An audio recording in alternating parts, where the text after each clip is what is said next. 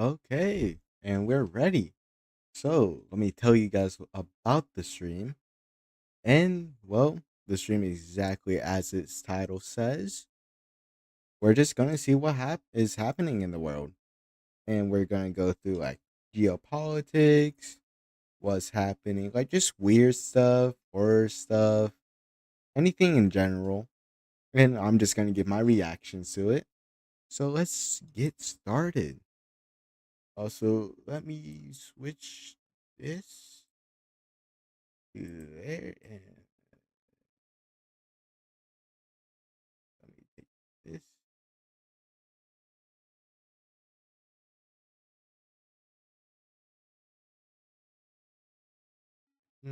It won't do it. It's whatever.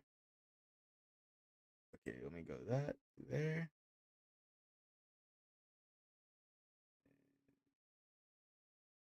That, that. Okay, it's just so I can see chat easier. But let's get to it. And for our first thing up, we're watching Iran deal with an ex-NATO commander. This is bad news. The U.S. and Iran have reached a framework to end the fighting. A signing is set for this Friday, and what needs to be worked out before then, what they're actually agreeing to, in what timeline, and what's left to be worked out is a very big question. Joining me right now is CNN senior military analyst, former NATO Supreme Allied Commander, Admiral James Stavridis.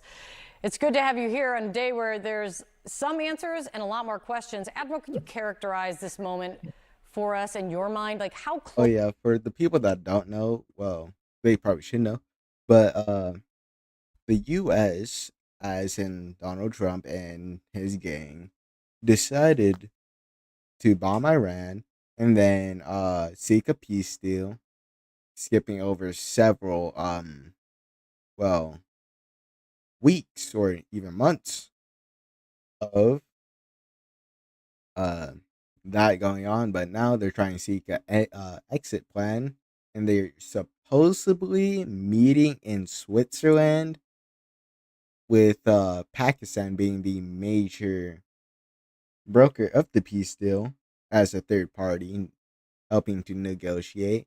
And it really does seem like we gained a whole lot of nothing.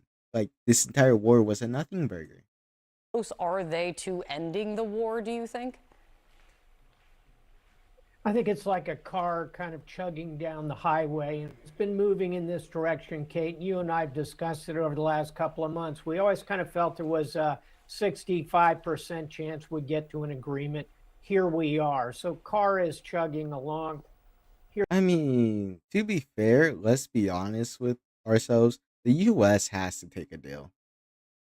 Not it's not really about Iran no more. It's because Donald Trump was looking at a few videos and like news before this, but like he is losing a lot of support because of what he's doing. And even if the US pulls out of the Iran war, we're talking about like damages to their global projection of power, especially in the Middle East with the Saudi Arabian allies, as they just as like Saudi Arabia just goes like, "What the fuck, man? You're supposed to protect us from this exact situation that everyone knew was gonna happen. Everyone knew this was gonna happen." But Donald Trump, being like a certified dumbass, decided that it was in his best interest and the best interest of Israel to do an attack on Iran or Iran. I mean, does pronunciation matter in this context? But moving forward, like after this, people really don't expect the U.S. to project power in the Middle East. Like, like they can still do it, but not as much as before. Never as much as before. Here's the bad news. There's a lot of sand in the gears. You Mm. mentioned a couple of them, but tactically, I'll add another one, which is the mines. How many mines are in the strait? When do they get cleared? Who is going to clear them? Are there going to be escorts for those ships? Those are tactical concerns, very real, believe me, to the mariners who are going to be asked to sail through the straits. And then, secondly, operationally, as you mentioned, it's Israel, Lebanon, Hezbollah, that deadly triangle, very much unfinished business, certainly in the minds of the Israelis. So that's operational. And then strategically, it's the nuclear material, as President Trump calls it, the nuclear dust. It's hardly dust. It's 1,000 pounds of highly enriched uranium, and there's no clear path to get that out of the country. So Carr is still chugging, finish line ahead of us. Will we get there? I still think it's a 2 and 3 chance, but a lot of sand in the gears. Let's go back to the tactical, because I was going to ask you, I was kind of in my mind thinking of it as like logistics, like how challenging, or maybe think of it this way, how quickly can the Strait of Hormuz truly reopen safely and fully to give the confidence, not just in statements, but just to give the confidence of the companies and the shippers and the people who are going to be traveling through the strait that they can? We say in the military, and you put your finger on it, the amateurs are talking about all the war fighting and the missiles. The professionals are talking about logistics, meaning your point, we've got to clear the strait to a level of confidence for these mariners. As you know, I've been through this strait close to 100 times. And it's tough navigation without all the missiles and the mines and the small boats. So to answer the question, I think it's probably not months and months, but it's certainly weeks and weeks. Here's something to watch. The president is about to land for the G7 in Europe. Can he get the Europeans on task here? I hope so. Europe ought to step up and participate. Honestly, I don't believe Europe should step up in this. Like, I'm gonna disagree with him on that point. Most likely, Europe wasn't told, which many of them say they weren't. And let's be honest, they would have told the US to not fight this war. They would have told Trump to not fight this. France, UK, Germany, Spain, the NATO country shouldn't have to do anything because this is a US war. And even you can attack the nuclear point, yes, but even then they weren't they weren't gonna build the bomb, and they're gonna get the same deal as they got from the Obama administration. So it's pointless. The entire thing was pointless. More about market speculation than anything. Participate with the U.S. in at least this phase of the operation. I think they will. Look for European minesweepers to help do that. It'll still take weeks before those mariners are fully confident in the strait.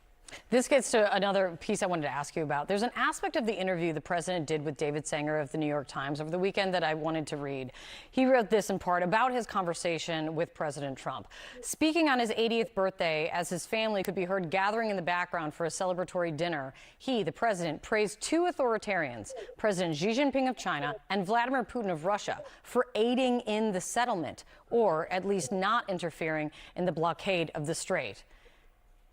You read that, and then with in mind what you just said, that the president is about to arrive in France to meet with the G7, and it's just how much this Iran war has impacted or maybe reshaped the relationship with traditional U.S. allies.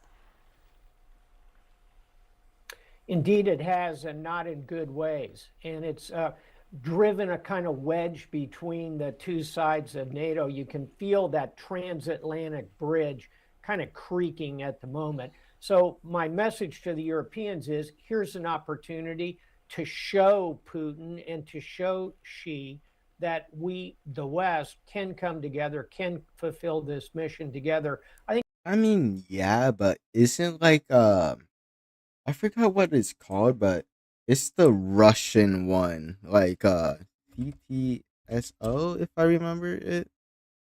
Uh, uh, Russia.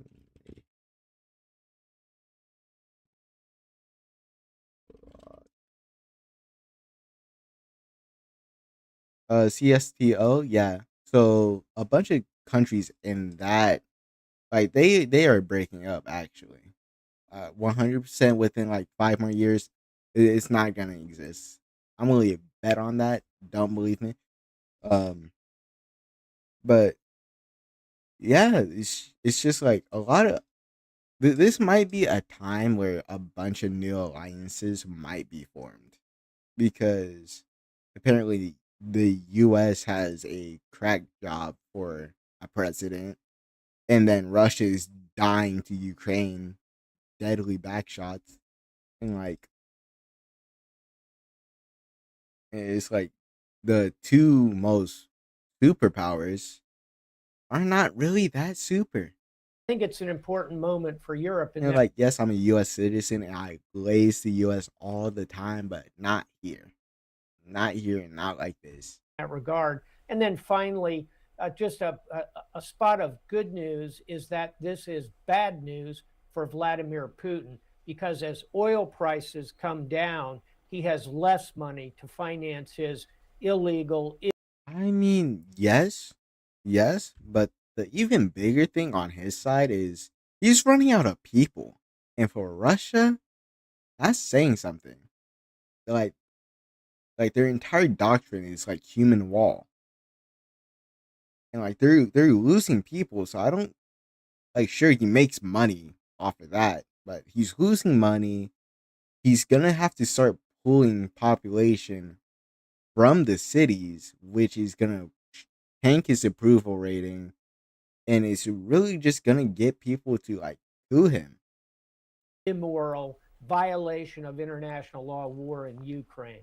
I'm going to bring in CNN Global Affairs commentator and former Deputy Pentagon Press Secretary Sabrina Singh. So, Sabrina, good morning. Thank you for being here. Okay, this is kind of like fucked up, but she has a large nose, First, I want to just talk about the like latest Iran certified saying, sniffer. look, we're not doing anything until Oh, no, I money shouldn't be is saying anything. My fault. unfrozen, and then the U.S. disputing that. Here's the U.S. ambassador to the UN, Mike Waltz, speaking on Sunday. We'll talk on the other side of that. The Iranians are incredibly difficult negotiators, coupled with the fact that they're having a very hard time getting guidance He looks like he hasn't slept. from their Very supreme leader, strong. and they're not always on the same page within their team between the civilians and military. So, the team has had their hands full dealing with them, but the president has every intent to get this done.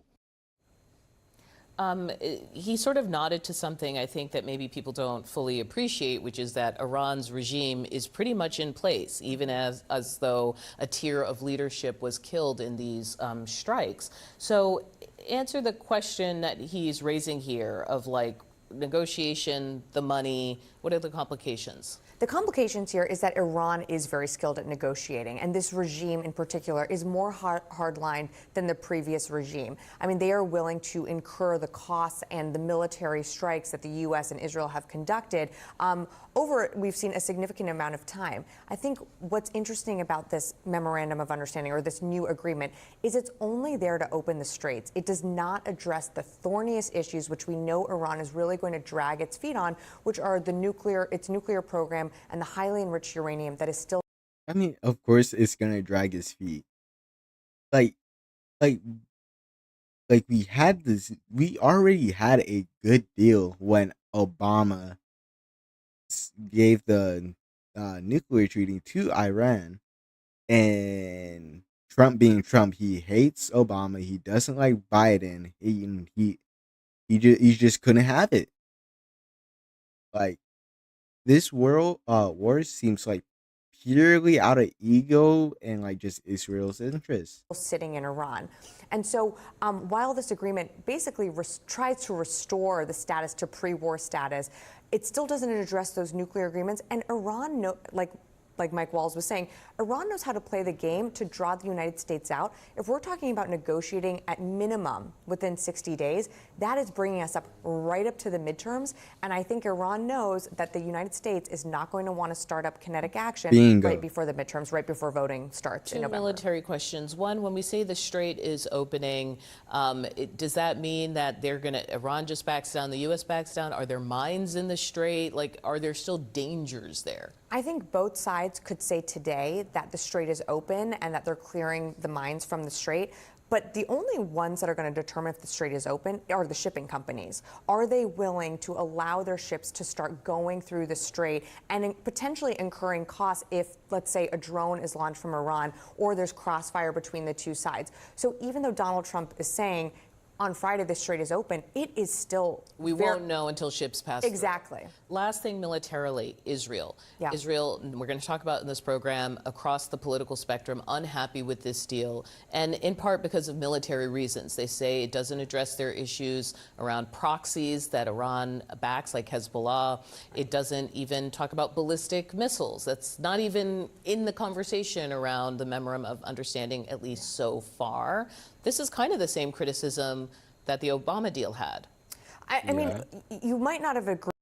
I mean, yeah, but again, they could have used the Obama deal to sign a new deal without bombing people. Like the 100% without bombing people. With the JCPOA, but that was something under the Obama administration, but that was something that took almost 2 years to negotiate. Now, with Israel, what's interesting about this agreement that this administration has negotiated, Israel is not party to the agreement. And they have said, I mean, I think as early as this morning, that they might continue to conduct operations in Lebanon. So between now and Friday, things could get derailed very quickly. I think President Trump, he wanted to win on his birthday, which he got this agreement. And he also wanted to walk into the G7 with saying, hey, this war is coming to an end. European partners, now it's time to do your part and help us clear that Can he do strait. that if Israel has seized an amount of land that's like around the size of New York City, Right. And says it's going to continue its battle against Hezbollah? I think it's going to be very difficult if Israel continues to conduct military operations for Iran to agree to terms with the United States when it's going to say to the United States, this is also an aggressor in this war that also struck our country. You need to pull them back. And that's why you saw the president sort of react in some of these interviews that he was giving on Sunday saying, you know, what is Bibi doing? Because he Fair. Let's see. Did they do anything else? Okay. Back then there is there. Let's do this one real President quick. Trump has in the last few moments just arrived at the site of the G7 summit you see there in France. That's Hotel Royal in Evian, of course. These moments, just video from the last few moments, of course, the importance of this meeting as he meets with G7 leaders is critical. And it comes just, hours, of course, since we've seen that diplomatic breakthrough in the war between the United States and Iran. The agreement has been reached, as we heard from the president. Many leaders will be there, I'm sure, applauding that agreement. It's not a deal so far, of course. That's expected over the weekend. In fact, in the last few moments, we did hear that from Vice President J.D. Vance saying that the goal is to release the exact text with the agreement with Iran sometime in the coming days. But it's not a deal yet. It has not been signed. And many questions still remain about exactly what is in this agreement. President Trump, as you're looking at these live pictures from Evian in France, is there, of course, for the G7. And the focus will be not just on Ukraine, but also on what has happened with Iran. The potential deal would be to reopen the Strait of Hormuz, end the U.S. blockade on Iranian ports, and serve as a framework for future negotiations. The details are vague, as I was saying. No text has been released, although J.D. Vance is saying that can come in the coming days. And already we are seeing what could be significant gaps between the United States, Israel, and Iran. Let me give you what sense of what Iran is saying. They say the talks would hinge on the U.S. meeting certain commitments, and that includes the release of billions of dollars of frozen Iranian funds, something Washington, we know, rejects. Iran also says it will collect fees for ships passing through the Strait of Hormuz after Trump said there will be Fees? Bro, are they like the mafia, like protection fees? no tolls. And then there's the other element of that, and that is Lebanon. Iran says the proposal must include an end to the conflict there, but Israel says it will not withdraw from southern Lebanon. Our senior international correspondent Melissa Bell is in Evian in France, the site of the G7 summit, the site, of course, where we've seen President Trump just arriving. Our Jeremy Diamonds, you can see there, is in Tel Aviv. I do want to begin, though, with Melissa. So, Melissa, give us a sense of how much of this framework we front and center. I know that some of the leaders have already been commenting on this. Some of them, of course, who were not on board with this war in Iran. How will this be received? How is it being received by many of the leaders there? There's a great deal of hope, a great deal more than there was, but there is also a great deal of caution in how they're expressing that hope. And of course, remember that I mean, as many times as this president said this war was over, I take it with a grain of salt the size of Pluto. There's like, it's hope. Yes, it's hope that they're coming together.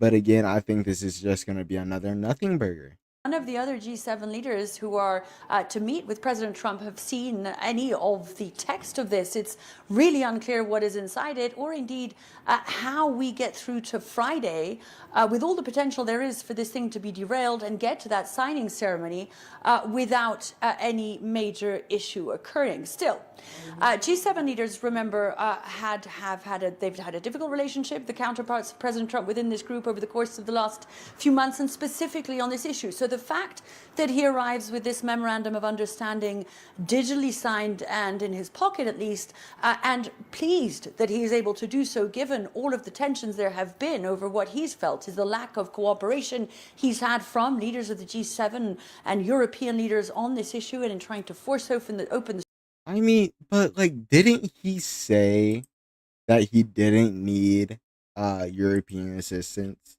I'm pretty sure I'm correct on that.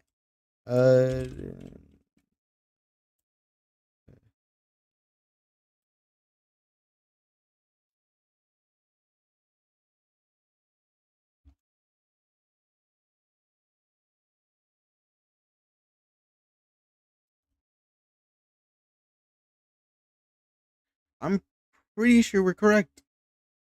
Yes, Donald Trump explicitly stated that the United States did not need European assistance while he called on NATO allies to help secure the Strait of Hormuz during the Iran war. He simultaneously insisted that the US military can handle the conflict on its own. Now that's a brain racker because I wouldn't go to my mom, say I don't need your help anymore, I'm gonna live on my own. Then like say that I got it all on my own and like constantly like I don't want to say berate her, but like something along those lines. And then like 2 seconds later, go and say like, I need your help. Why are you not helping me? You're my mom. It's like, bro, what is we doing? Like, what are we doing? the Strait of Hormuz, that sense of satisfaction with which he'll be arriving could go a great way to helping this G7 go rather better than did the last one. You'll remember that it was the G7 in Canada that he'd stormed out of early. The French presidency. When is our president not storming out of somewhere just because he doesn't like the words? I mean, let's be honest. Really doing everything to ensure that this time President Trump stays. Now, Iran was always going to be central to these talks. There are the leaders of Egypt, Qatar, and the UAE who are due here tomorrow to take part in those discussions. Still, with these latest breakthrough, that is going to be much more central to these discussions than it was going to be even before. What you've heard from European leaders, Issa, is this willingness to come and step in and now be involved in these peace negotiations, take a greater part within them. We've been hearing that from the EU's top diplomats, Kaja Kallas. We've also been hearing from the French presidency itself that the military assets that are involved in the global but Franco-British-led initiative to keep navigation open on the Strait of Hormuz once hostilities have ended, those military assets, says President Macron, are in place. All we need now is for those hostilities to cease. So there is hope that this might be the beginning of something, and clearly for the rest of the G7, I mean, hope is a strong word, but yes, it is there. But again, I'm taking this with a massive grain of salt. desperate need that this thing is brought to an end, if only for the economic problems that it has brought them, Issa. Indeed, and there have been numerous, of course. CNN's Elena Trinas in Geneva, where Air Force One touched down just a little while ago. Elena, just a short time ago, the president posted that ships are starting to move out of the Strait of Hormuz. What else can you tell us? Yeah, that's right. The president eager to tout, I think, what is this new agreement between the United States and Iran at a time, of course, when he is about to meet with several European leaders, many of whom, Wolf, that he had clashed with openly regarding this war, and specifically what he argued was their refusal to help the United States in reopening the Strait of Hormuz. I do want to note we are actually just seeing images now of the president arriving in Evian-le-Bain, getting out of his motorcade and greeting some of the people there in France. But to get back to what we were hearing about this agreement, I think there are a lot of questions, many I have included, that I've been going to my sources about what exactly this agreement looks like. We have not yet seen the text. We did hear the Vice President, J.D. Vance, say this morning that he's hoping that they can release the text this week. But what we do know is in it, Wolf, is one, really this desire to dismantle Iran's. Okay, I'm gonna say this. I'm willing to bet, a significant amount of imaginary money that Israel is gonna sabotage the peace deals. I'm just saying. They're gonna attack Lebanon again, or something along those lines, and we're right back to where we started. Because I'm not really thinking I don't want to say Israel itself just started everything, but it low-key did. And matter of factly, I think while watching a few other videos and tying in their ideas, that Israel is betting a lot on this expansion and calling in the US to help fight this war for them. And they miscalculated how much was needed. Nuclear program that was always going to be a key provision of this. They also say that in the agreement, and this is according to U.S. officials, in the agreement is a provision to allow the United States to go in to retrieve the highly enriched uranium still in Iran's possession and to destroy it on site. Then also there's these big questions about the reopening of the Strait of Hormuz and when that will happen. We did hear the president argue yesterday that it would be reopened following the signing ceremony on Friday here in Geneva. But Vance, when speaking this morning with CNBC, argued that whether or not it will actually be a toll-free Strait of Hormuz, that's going to be part of negotiations down the line. Listen to how he said it. Well, our expectation is that the strait is going to be opened in a toll-free way for the long term, and that's the sort. Wait, wasn't it toll-free before, though?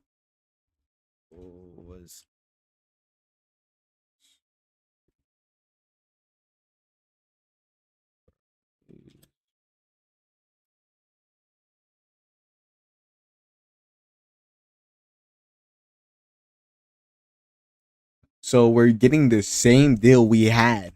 What are these people doing? What are we actually doing, bro?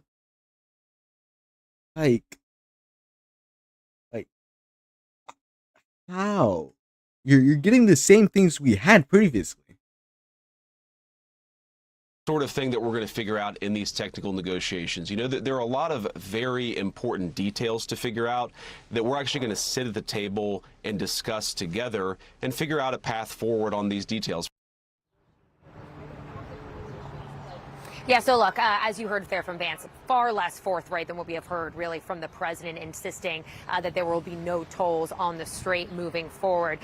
Vance, as you heard him say there, saying that this is going to be part of those highly technical talks that take place in that 60-day period following the signing, where they're really going to have to talk about the specifics of how to implement the deal, of how to go in and retrieve and destroy that highly enriched uranium, about how to make sure that there are the right enforcement mechanisms in place. All of that still to come down the line. But again, I think, from the conversations what I've been having with officials, they really do argue that this is something the president wanted. He wanted to head into this G7 summit with a victory in hand and the Iran war, and that's how they are likely going to be framing it, even as there are many questions that persist about the timing of when this is going to be implemented, questions about monetary compensation, something Iranians said needs to be, funds unfrozen need to be happening before those 60-day talks can take place. Hearing different things from the U.S. arguing that there will be no monetary compensation for. Yeah, I'm not gonna lie, this was a nothing burger of a century.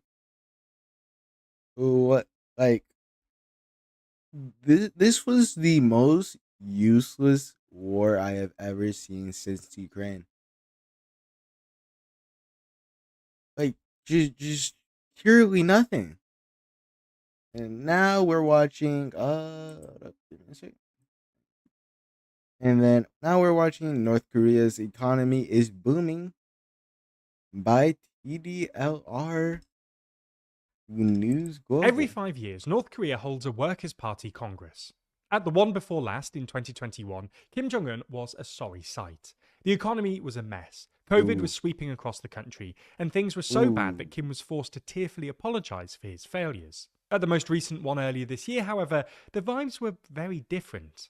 Kim triumphantly declared that North Korea was in a glorious and more prosperous era, promising, quote, both sweets and bullets, with the implication being that North Korea that's a saying I have never heard. Korea's economy is doing well enough to both provide for its people and fund its nuke-centric military program. So in this video, we're going to look at the North Korean economy and why it's apparently doing all right.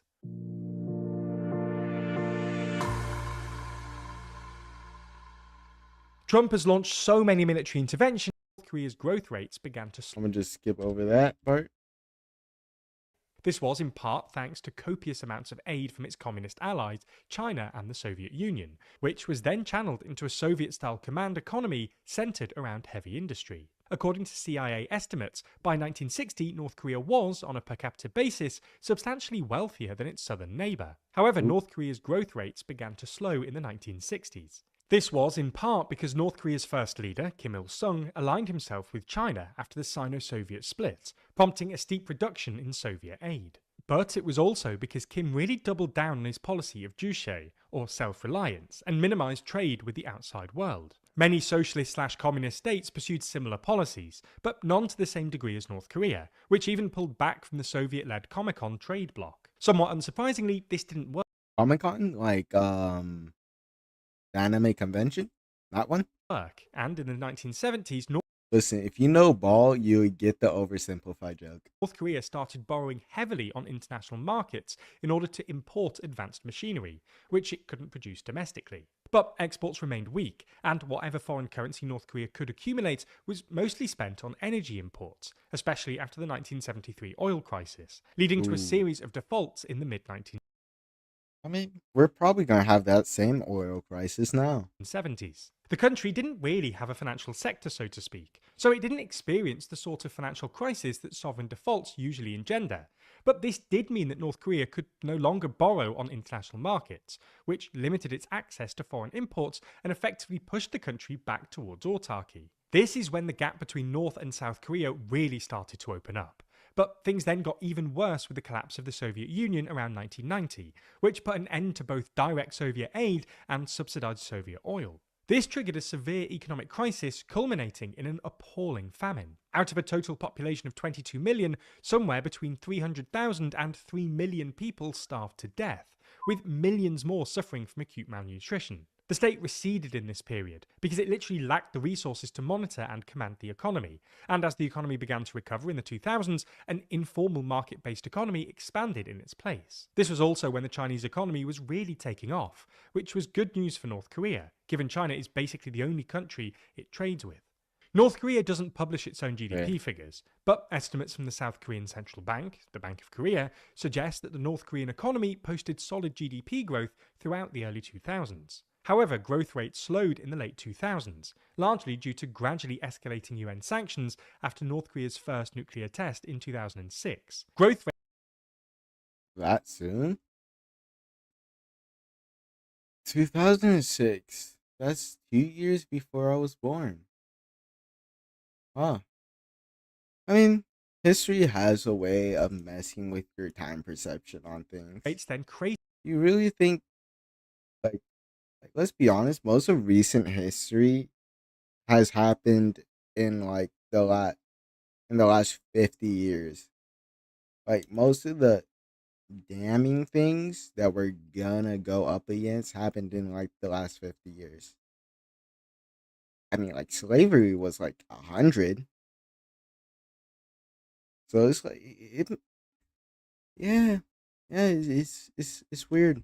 In the mid-2010s, in large part because China, which had previously helped water down any UN-level sanctions, agreed to substantially stronger sanctions in 2016 and 2017. This meant that the North Korean economy was already in a bit of a state going into the pandemic, which proved utterly ruinous. Trade with China collapsed, taking the economy with it.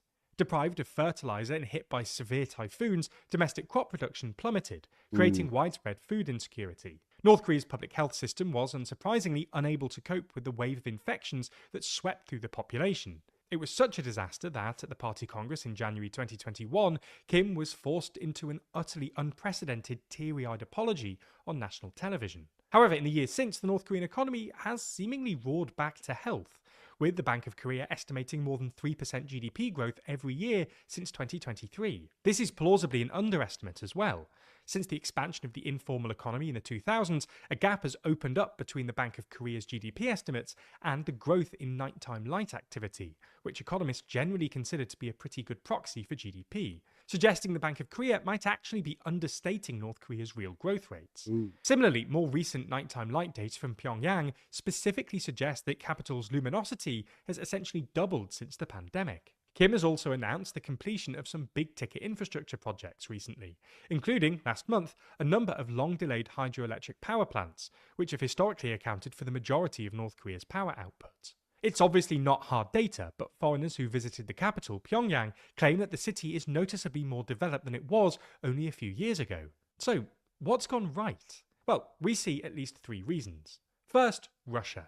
North Korea has provided arms, troops, and even construction workers to help Russia during its war against Ukraine, which has proved incredibly lucrative for the regime and provided Kim with a much-needed source of foreign currency. Second, China. China is no longer enforcing UN sanctions as stringently as it did in the late 2010s, and trade between the countries has duly boomed, which has helped the North Korean economy benefit from what we might describe as spillover effects from China's ongoing economic growth.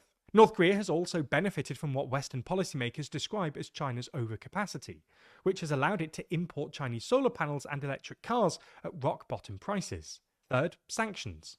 Not only are the UN sanctions not being enforced properly, the non-UN sanctions, coordinated mostly by the US and its allies, have also become less effective over time. This is part of a more general story. As the US has imposed sanctions with increasing frequency, the rest of the world has created more and more workarounds to insulate themselves, hence their waning efficacy. Now, of course, it's important not to overstate this. North Korea still has, in dollar terms, a GDP per capita in the low thousands. It's also worth noting that, while Pyongyang might look all right to tourists, the rest of the country is a lot poorer. Nonetheless, as the change in tone between the 2 most recent party congresses made clear, it's at least true that the economy is doing a lot better than it was, and this is probably bad news for anyone who doesn't want an emboldened North Korea. When a story like this breaks, the headlines aren't just fast, they're fragmented. Depending on where you get your news, you might be seeing a completely different... Okay, let's go on to the next video. And here we have, give it a second, Crimea plunged into darkness. Ukraine cuts off all its power by business basics. You know, they're called business basics, but they don't really talk about much business stuff.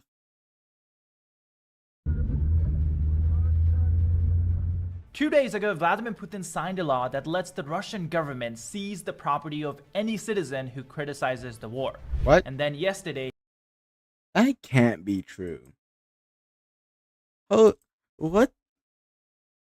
Mm,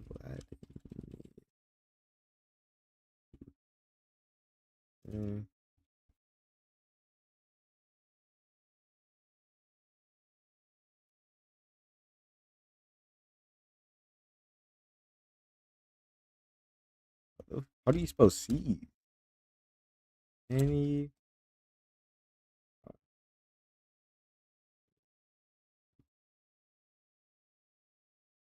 of a person that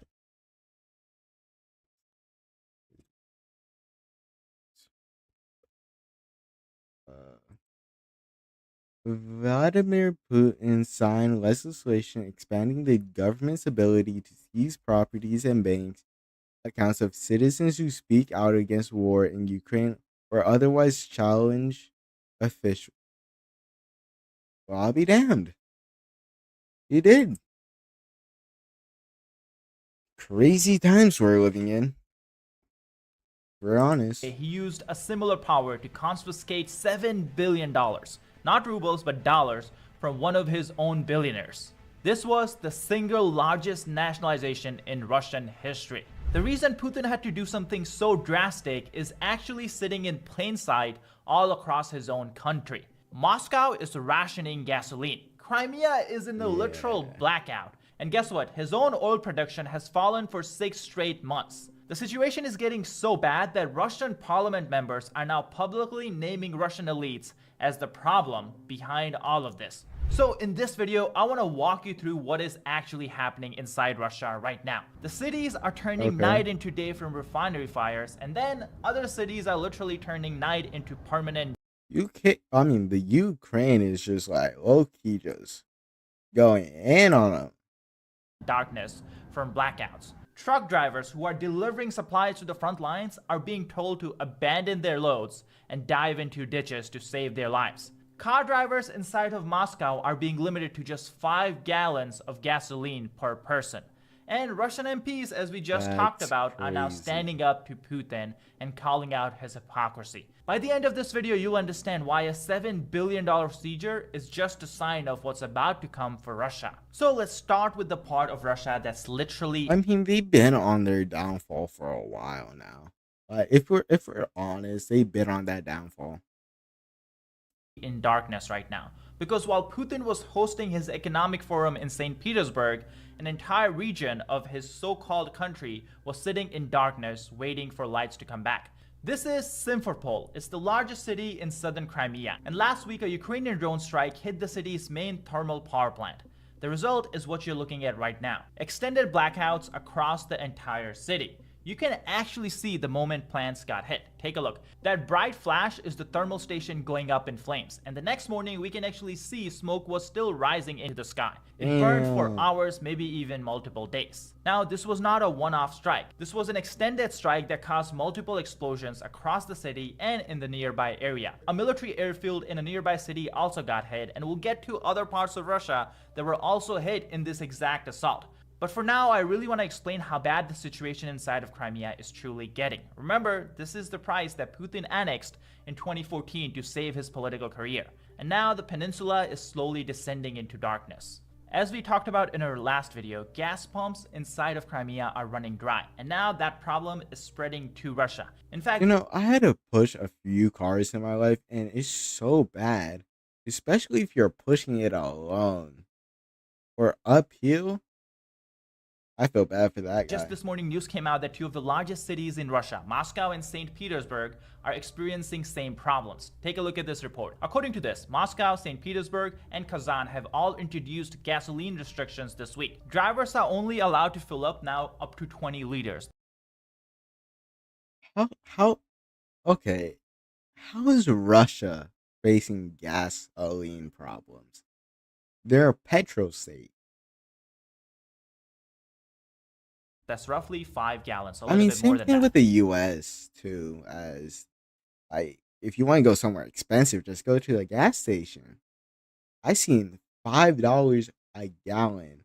No, I seen $6 a gallon at one point. Like, damn.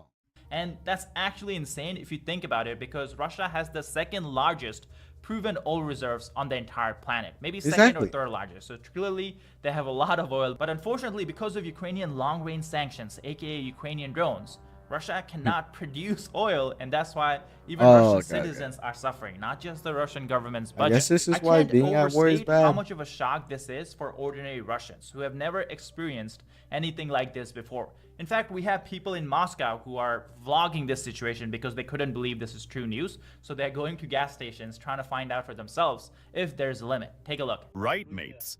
Hello, everyone. St. Petersburg here. A friend wrote saying we now have a petrol limit of 20 liters per car. So I've just pulled up to a Tatneft to check if it's actually true. Hello. It's prepay only today. First to the till, then you Prepay? fill up. And on the amount, 20 liters maximum? Yes, understood everything. There you go, mates. In the end, it's 20 liters, sadly.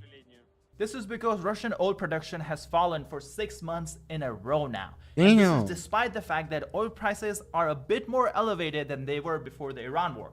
So you would think that Russia has a higher incentive to Loki, I thought they would be raking in the cash though. Like straight balls to the walls with the oil production, but no.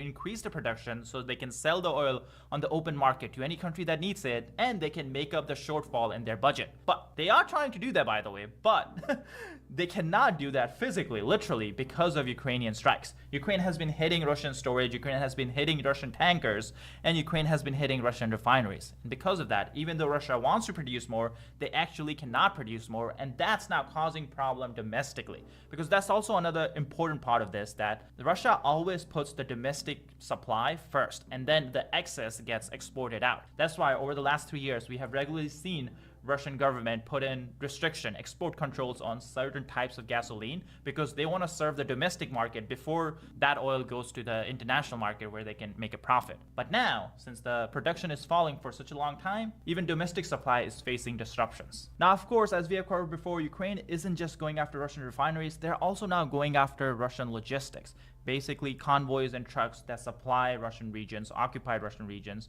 and Russian troops on the front lines. This is Operation Logistical Lockdown, and we actually have a clip of how this is actually operating. It's truly terrifying.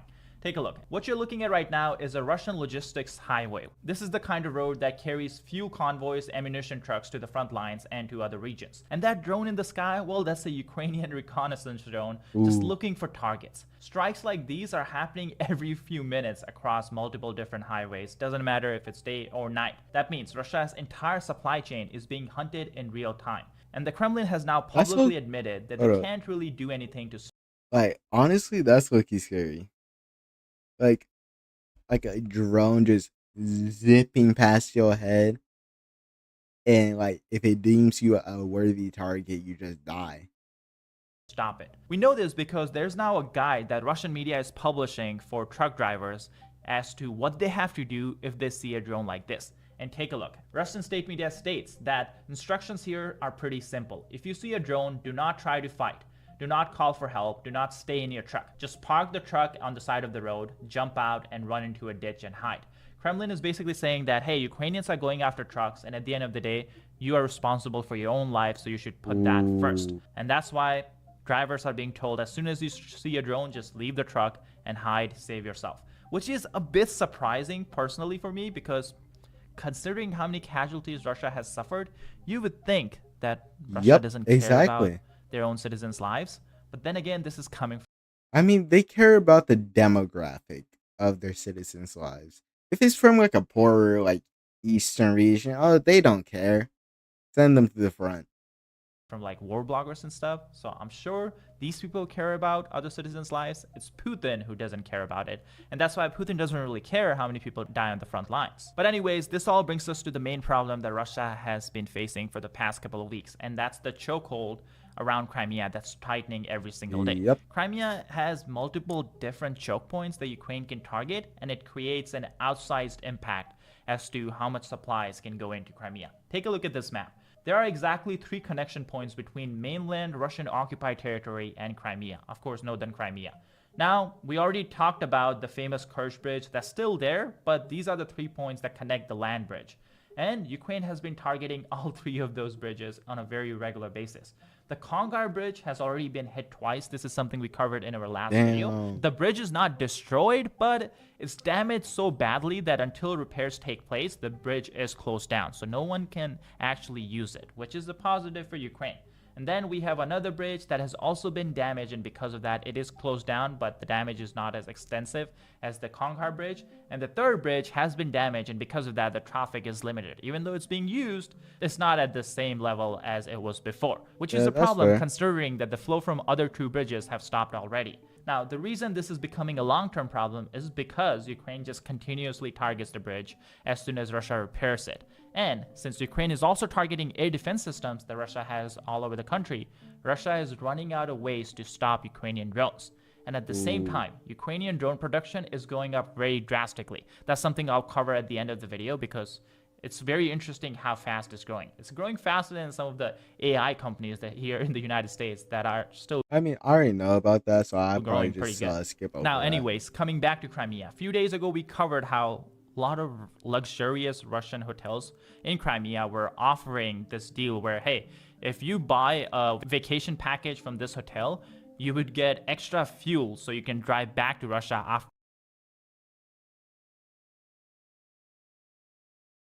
What a low selling point. Like, what an actual low selling point. Your vacation is over. And the reason they were offering this was because gas stations were running dry. So people were afraid to get into Crimea because they knew they would have a harder time driving back. So they were literally offering fuel as a luxurious add-on. Well, guess what? Despite that, it seems like the situation has continued to deteriorate. And now Russian bloggers or travel vloggers are talking about how maybe Crimea is not the best place for vacationing right now. Take a listen. Should the resort season in Crimea be canceled? It must be, so we don't have to run around panicking later, so we don't have to beg for negotiations or drag in scum from international humanitarian organizations to save people trapped there. Trapped in a war zone. To end up in Crimea this summer is to end up in a trap. I mean, I wouldn't say like that, but he's not wrong.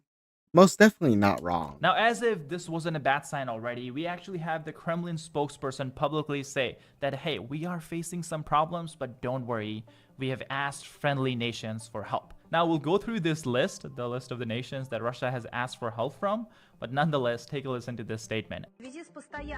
Due to the constant terrorist attacks by the Kyiv regime in our regions, the Ministry of Foreign Affairs has appealed to a number of friendly countries to provide fuel for humanitarian needs.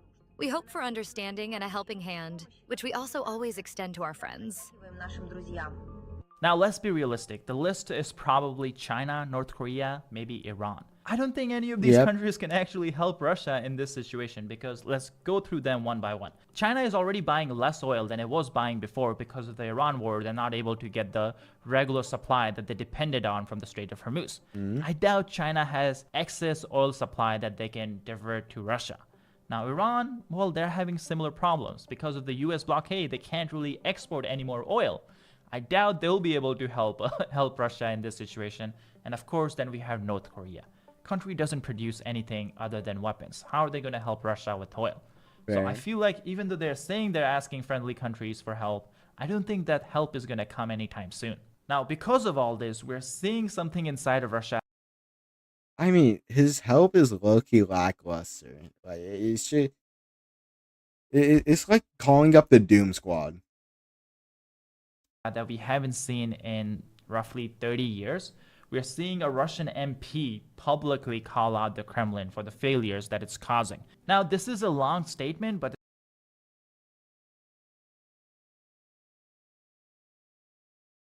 I mean, looks like his plane's gonna have a few failures. I shouldn't say that. I mean, I guess. Is a very important one, and it feels like a watershed moment in this war. So I want to read you guys the whole thing. Before that, just a quick reminder to hit the subscribe button down below. It truly does help us You don't say. Please do hit that subscribe button. out in getting this video to more and more people. Authorities recently held St. Petersburg International Forum. On the opening day of the forum, St. Petersburg oil terminal, one of the largest on the Baltic, was attacked. Yet, the arguments that had previously led to the cancellation of the Victory Day parade on May 9th were not deemed sufficient to cancel this forum. It appears the main purpose of such events is to demonstrate illusory well-being, behind which there are no visible real achievements other than the personal enrichment of the elites. Over the past year, numerous development programs and strategies have been drafted in Russia across all sectors of the economy. However, virtually none of them have been implemented. They have remained on paper and in declarations delivered from international nostrums. Instead of real action, we continue to face new prohibitions, restrictions, and a growing financial burden.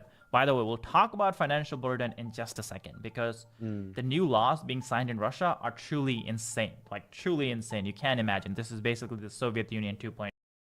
Meanwhile, the pockets of government officials and affiliated elites remain far from empty. According to Forbes data of 2026, the size of the federal and more effectively than any aggressor. In 35 years, not a single successful reform has been carried out, while oligarchs 35 years?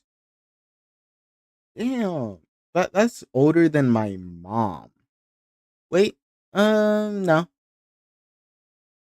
Older than both my sisters. continue to multiply and grow rich. This is already in the 5th year of the special military operation. Now, again, as I said before, not a common occurrence in Russia, especially an MP signing his name on a letter like this, saying this publicly. This was not like a leaked private conversation like we saw at the start of the war. This is someone publicly putting this out, directly targeting the Kremlin. And guess what the Kremlin was doing at this time when the MP was basically saying, hey, it looks like the government is stealing from the people. Putin was signing a new law, basically making it legal for government officials to confiscate anything they want from a person who criticizes the regime. And then the very next day, this law gets used, a day after it's being signed. Damn. This week, Russia confiscated $7 billion in private assets from a single billionaire, the largest nationalization in Russian history. The official reason behind this confiscation? Well, apparently this billionaire was too corrupt for Putin's taste. But in reality, it's probably because he opposed the war. So now he's in prison, and his businesses, bank accounts, properties are all under state control. And I want to clarify, because I feel like there's some confusion every time we talk about a foreign country. A lot of great economic minds like Candace Owens and U.S. courts will not let the government just take over private property. There are very specific situations when the government can. I'm gonna leave it off there, but that's crazy that happened. But let's continue this going. Actually, let me take a break real quick. And I'm gonna get some water, chill out a bit. And BRB.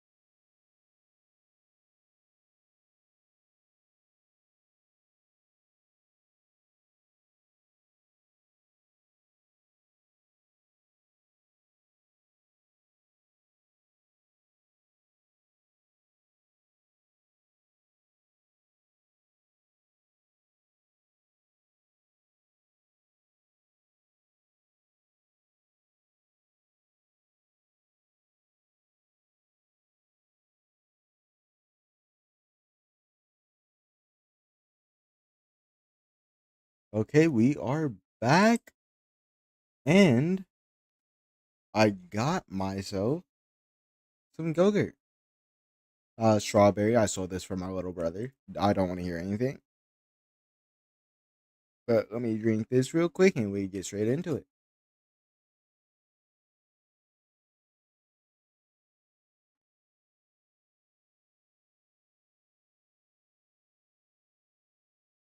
Okay, I hope I don't have yogurt on my nose. But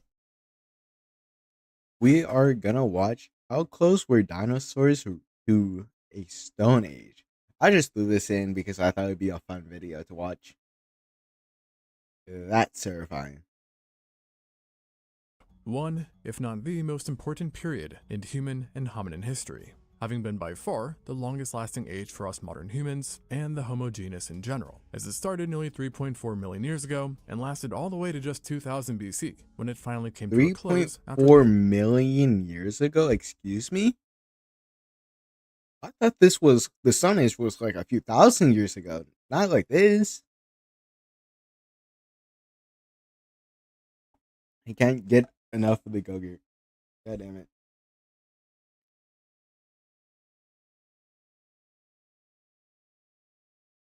Let's run that longest back lasting a age little for us bit. modern humans and the Homo genus in general, as it started nearly Okay. We got that. 3.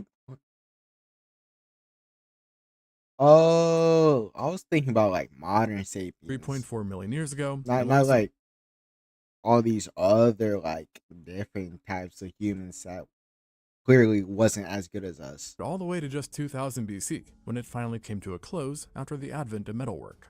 And while the Stone Age may seem primitive to you or I, it ultimately played a massive role in our development and was a key step in us ending up where we are now. In other words, no Stone Age, no iPad. So maybe that would have been a good thing. I mean, honestly, the world could do without iPads. My little brother has one and just off the walls with it. And while it's not a rule, many scientists believe that for any animal, the Stone Age of sorts is almost an unavoidable step to achieve greater technology, which is why so many people are interested in animals that have shown signs of entering their very own Stone Ages. And over the years, various researchers have reported that a few living animals have actually done this, such as chimpanzees, Burmese long-tailed macaques, and capuchin monkeys, with them all showing signs. I mean, that is a genuine question I have. Like, is it like just using a stone? Let me look this up. Animal.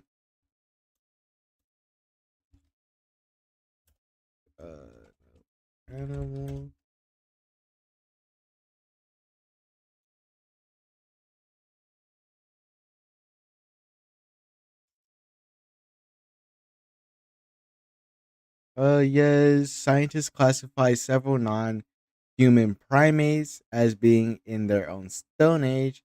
Archaeological evidence shows that some species have been deliberately using stones as tools, such as hammer. Okay, so you just use a stone and you enter a Stone Age. Okay, it's not as close as I thought it would be. Like you just pick up a rock, use it, and then Stone Age. Signs of using stone tools, most of the time to crack open a stubborn food. But in the case of the capuchins, there is even evidence that this Stone Age behavior dates back all the way to 3,000 years ago, as stones bearing signs of repeated use have been found in the Cerrado Savannah, which date back to that time, and show that even thousands of years ago, these primates were using varying stone sizes and shapes to hammer and dig into their environment, leading some to wonder just how this will develop in the future. However, while it can seem like all these animals are just entering the Stone Age right now, you have to remember that life has been around for a hot minute. Which has made me wonder, at least, just how many different animals in the past reached the Stone Age before extinction got them. And of course, being the paleo nerd that I am, this also meant I was really... I mean, I'm gonna be honest with you, I'm kind of less impressed since just picking up a stone puts you in a Stone Age. Like there should be like a little bit more nuance to it than picking up a stone, hammering it against a rock, and boom. Wondering if the dinosaurs in particular have been in their very own Stone Age too. After all, this group did rule the Earth for over 160 million years, basically uninterrupted, and suffered relatively minor extinction events during the majority of their reign, and also evolved into Me when I call it asteroid a minor extinction event. I mean, yeah, we'll recover eventually. It's just like the entire air is burning and I can't breathe. The trees are on fire. I mean, the lakes are burning, volcanoes are active, and it's just a minor extinction event. Nothing too major. A mind-boggling different amount of species and families, which, to me at least, would have seemed to give them a pretty good shot at creating at least one genius over all these years. So again, this all begs the question, were dinosaurs ever in a Stone Age? And the answer is, drumroll please, Probably not. no. Probably. But that's a no with an asterisk. You see, Huh? throughout the history of paleontology, we have yet to stumble upon any strong evidence of tool usage amongst dinosaurs, no matter the group, place, or age. And as extension, no So they're useless. I mean, not entirely useless. We still have the chicken, stone but tools useless. attributed to them have been found either. And thus, going off of the fossil record, we can say that they never reached the Stone Age. Yet, the big caveat here is that this is the fossil record, and the fossil record is not exactly perfect at preservation. In fact, when it comes to Fair. animal bones, it's believed that less than 1 in a million are actually fossilized, and that's just bones. Meaning, there is a ton of stuff that existed that simply will never be found because of time. And therefore, no evidence of dinosaur tool use doesn't really mean 100% that they didn't. And over the years, certain paleontologists have made arguments which would seem to suggest that dinosaurs were further along the technological tree than one might think. Now, granted, these arguments have tended to err on the side of controversial, but they still do make some pretty interesting points. You see, not all dinosaurs were made the same, and when it came to intelligence, Fair. the differences here are about as extreme as their diversity. When it comes to brain to body size ratio, most dinosaurs actually appear to be quite, the smooth brains. No offense to them.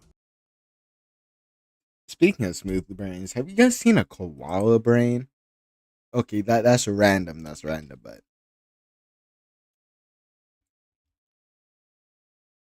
like it's actually so smooth. Like like like it's just pure. There's nothing. Oh, it has no wrinkles, no folds, no nothing. Thinking is a challenge for them. I mean, I see the correlation of why I thought about that, but it was random.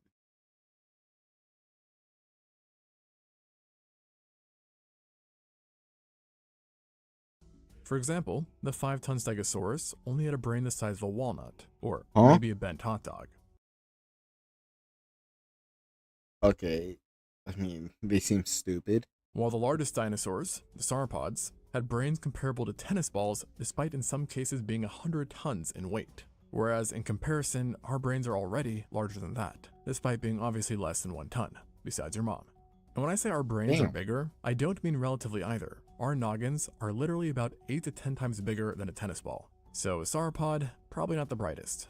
And so overall, it's generally not thought that these kind of dinosaurs So like they just live day to day thinking about nothing.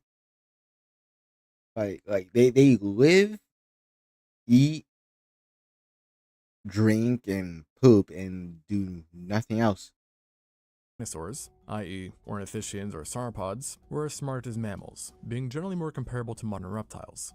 And in a way this makes sense, as brains require a lot of energy to create and maintain. So in a world where giant killers are after you all the time, and you have to put a bunch of points into size and defenses, suddenly having extreme intelligence doesn't seem to be so important.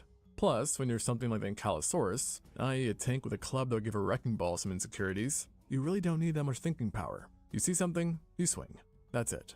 But even then, Basic these commands. groups weren't really all that dumb, and some of them, like sauropods or hadrosaurs, did actually utilize stones to a degree, as fossils have been found with something called gastroliths inside their stomach region, meaning they basically gobbled up rocks in order to aid in digestion. But this is more likely an instinctual thing than any sort of intellectual Yeah. decision. Now, beyond these two, you then also had, of course, the theropods, the third group of dinosaurs who largely consisted of the carnivorous dinosaurs, and in some cases seem to have gotten far more intelligent than their counterparts, on average possessing larger brains to body size and having more neurons, which is obviously very important. Yet, with that said, just like sauropods and ornithischians, not all theropods are built equal, as within this group, you also had 2 more subgroups, the coelurosaurs and carnosaurs, with the former containing all theropods more closely related to birds than to carnosaurs. And it was these guys, in particular, who were considered to have been the Einsteins of dinosaurs, possessing the highest amount of neurons. That's And a their level of stretch. these cells had become a large part of the dinosaur tool use debate, as not so long ago, a study on one of the best known dinosaurs, of course the king, the Tyrannosaurus rex, showed that based off of an endocast, the king was really packing in neurons, with it being estimated to have had 3,289 of them. And that's in the millions, by the way, giving it not only 10 times the neural power of that of a sauropod like Brachiosaurus, but also more than that of a baboon, who themselves have been Ooh. observed using stone tools, such as throwing rocks, or using them to crack open hard-shelled fruits, which in turn has led researchers to claim the T-Rex had what it takes to, at least mentally speaking, to create its own tools to solve Yeah, but with what hands, brother? With what hands are you doing that? complex problems, and then get this, build various cultures, especially given that their longevity would have allowed them to live long enough to pass down information. A T-Rex culture. What do you think their religion would be? Like, like surely a mighty blood god. From generation to Probably Gordon generation. from So, T-Rex Secret Warhammer Society, 40K. Now, of course, this study makes some pretty substantial claims, and most other paleontologists had some criticism for it, as possessing a bunch of neurons is, surprise surprise, not actually a guarantee that you're Isaac Newton, as the location of their neurons, their connections, and more all play a role into how this translates into actual intelligence. And in the case of the Fair. T-Rex, many think that the high amount of neurons were actually there to supercharge its immensely powerful senses, such as extraordinary smelling, instead of being there for the benefit of creating tools. And really, the T-Rex, or any Tyrannosaur for that matter, weren't exactly the best built to wield stone tools in the first place, seeing that their short arms with regressed digits would have made it quite hard to grasp or manipulate objects, while then their large teeth and giant jaws would also make it hard to pick up and use any type of tool, let alone make them. And because of this, I do think it's quite a stretch to say that any of the Tyrannosaurs were in a Stone Age. Now though, with that said, the Tyrannosaurs were by no means the only theropods out there. And like I said, they are frankly not the best candidate for tool use anyways, as other families had not only better physical traits for potential tool wielding, but also more impressive brains, at least in the sense that they had higher brain-to-body ratios. And this generally extended to the smaller feathered theropods, such as the dromaeosaurs, who could have encephalization quotients as high as 5.8, which puts them on par with predatory mammals such as dogs or house cats, who obviously can also be quite clever when they choose to be. But unlike what you see with the velociraptors in Jurassic Park, this group was likely not door-opening smart, nor are dromaeosaurs considered to be the smartest dinosaurs, as that title belongs to other, usually smaller theropods with even larger brain EQs, such as the Troodontids, Ornithomimidae, and the Archaeopterygidae, with one noticeable trend being that they're more close to a bird of dinosaur. I mean, to be fair, typically the smaller size you are, like like like realistically, you can't be huge and smart at the same time.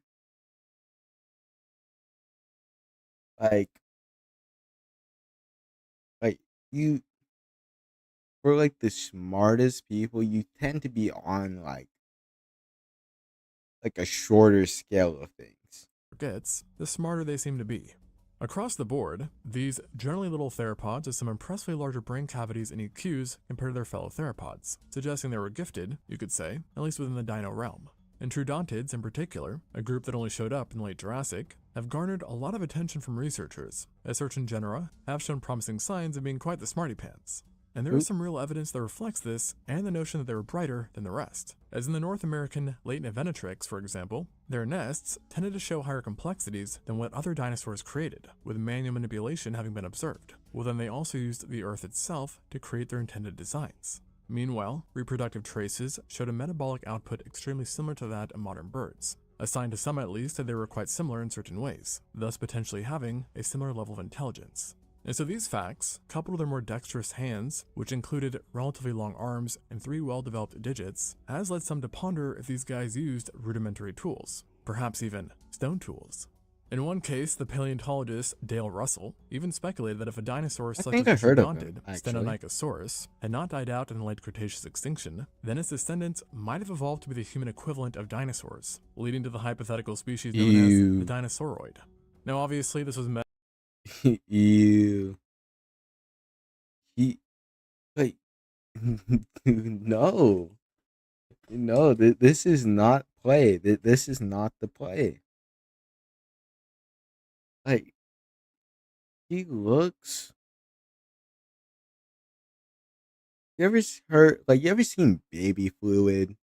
Like when a mother gives birth, he looks like a humanoid version of just that. Give me a second.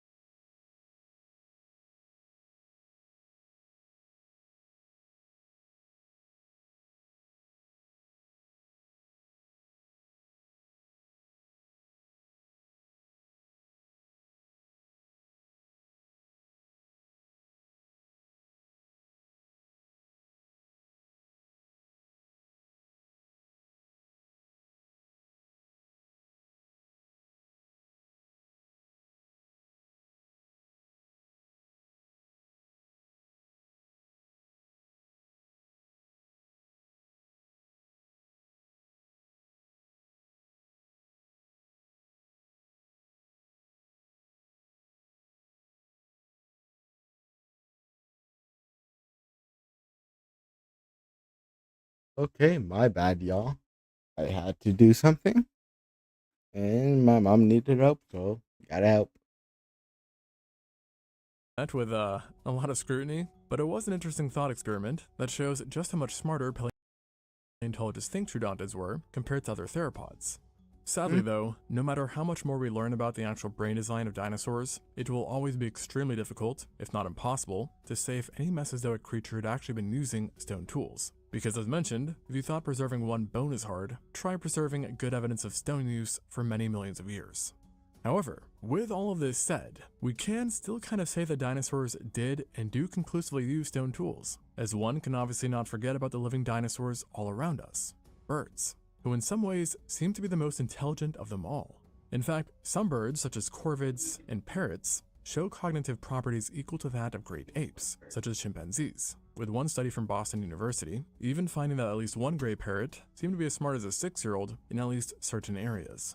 Now obviously, just like dinosaurs, not every bird is Jimmy Neutron, and it does seem that the crows, parrots, and partially vultures are the shining stars, so to speak, of this group, having higher density of neurons in their palliums compared to others.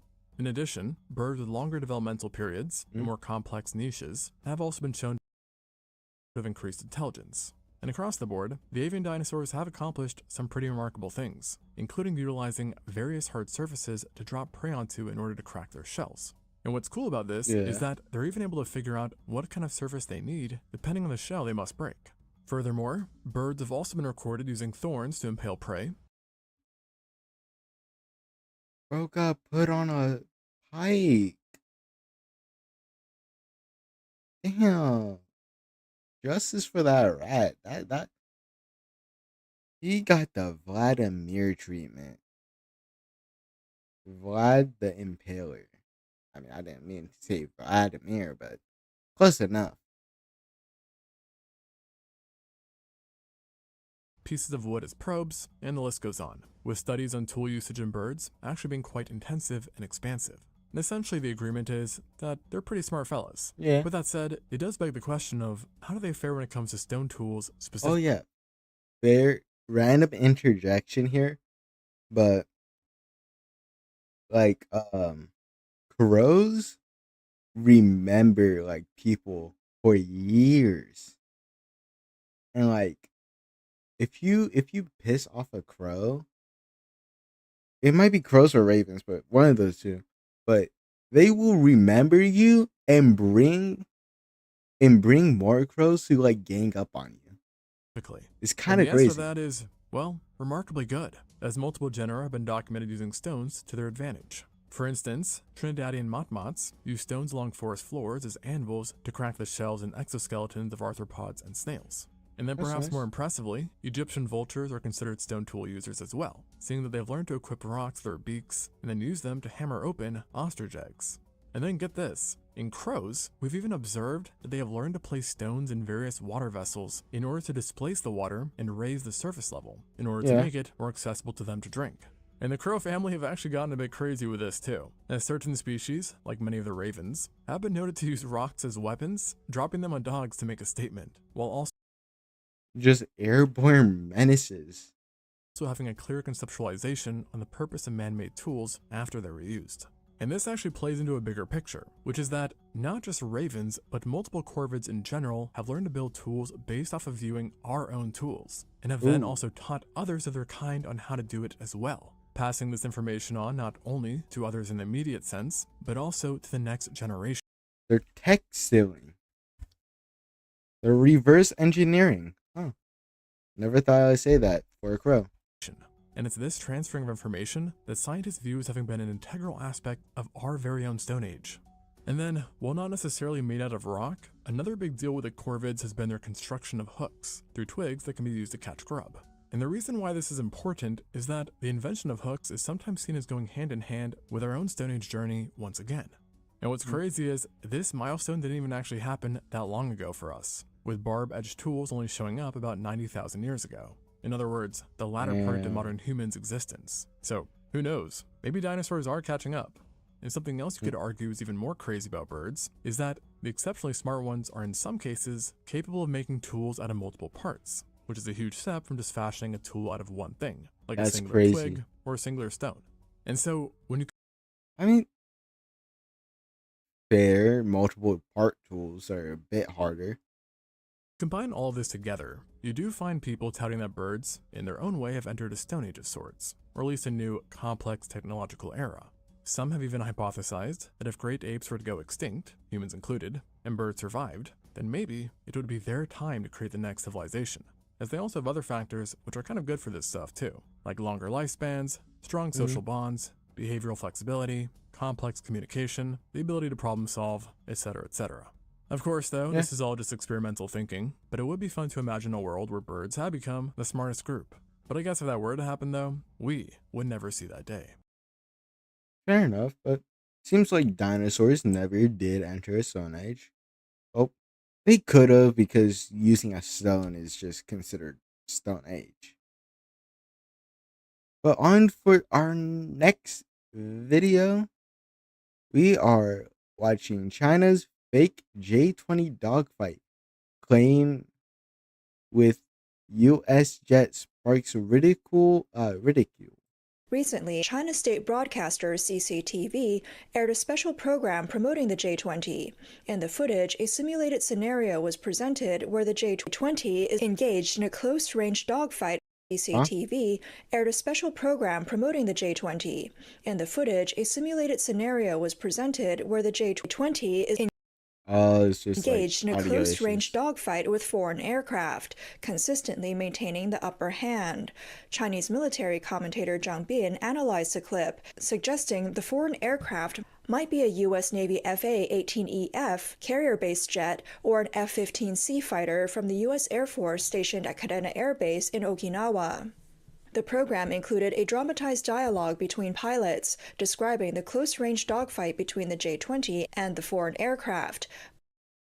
I'm gonna be honest with you. Isn't like the J-20 just like stolen tech? Like I'm pretty sure it's just like stolen off of the F-22 Raptor.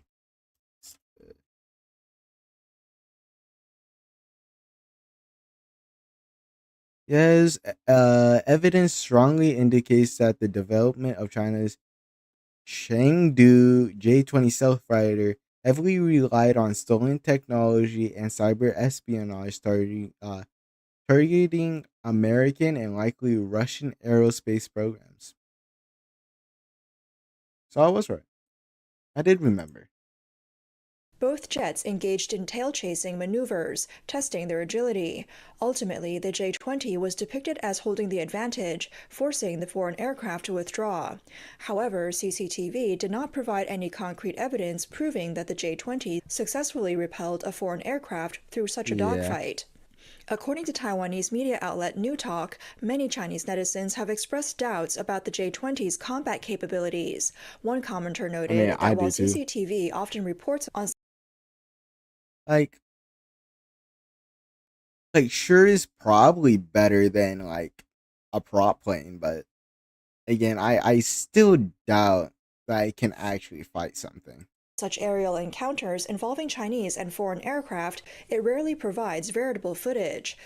In contrast, when foreign aircraft engage with Chinese jets and claim victory, they usually release clear videos, down to details such as PLA pilots flipping the middle finger.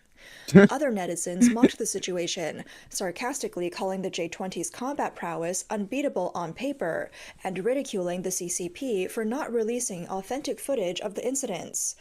The J-20 is China's fifth-generation stealth fighter. It was developed by the Chengdu Aircraft Industry Group under the Aviation Industry Corporation of China, AVIC. The Eastern Theater Command released a video featuring the J-20, calling it a sea-crossing weapon, with a clear intent to intimidate Taiwan. Chinese social media has also boasted about the J being a formidable rival to the F-35. CCP military expert Fu Qianshao Hold up. I got something for that one.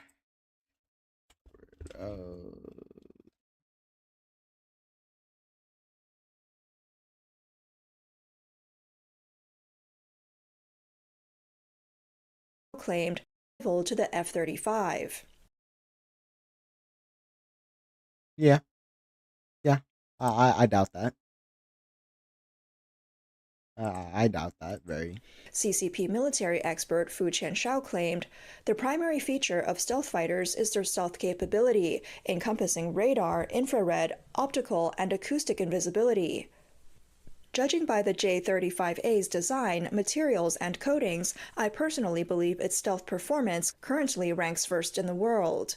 Fu further stated that the Me when I J-35A's lie, high fuel capacity he got paid to say that. I'm not. Like, I shouldn't doubt him, but I'm doubting him. allows for a longer combat range, faster speeds, and potentially greater altitude for payload capabilities. He also suggested it may outperform rivals in certain aspects of maneuverability. Taiwanese expert Sheng Mingshi stated that the J-20 is on the same level as the American F-22, while the J-35 Now that's a stretch of a lifetime. You're just saying anything. A matches the F-35. However, neither the J-20 nor the J-35A matches the speed, combat capabilities, or stealth features of the F-22 and F-35. He pointed out that while Israel had effectively used F-35s along F-15s and F-16s to strike targets in Syria, the J-20 and J-35A have no combat record. Based on Japanese and American studies, China's stealth fighters are easily detected by ground-based air defense systems, with actual combat That's a shame. capabilities lagging 10 to 15 years behind. Another Taiwanese expert, Oshi Fu, noted that the J-20 lags behind the F-35 in avionics, engines, weapons, and stealth capabilities, although it has seen gradual improvements. He emphasized that the effectiveness of a fighter depends on its intended role. For example, the J-20 is designed to use long-range air-to-air missiles to target early warning and refueling aircraft, so stealth is less critical in its design. Military analyst Shen Zhou observed the J-20 remained the centerpiece of Chinese military promotion, while the J-35 was a new debut.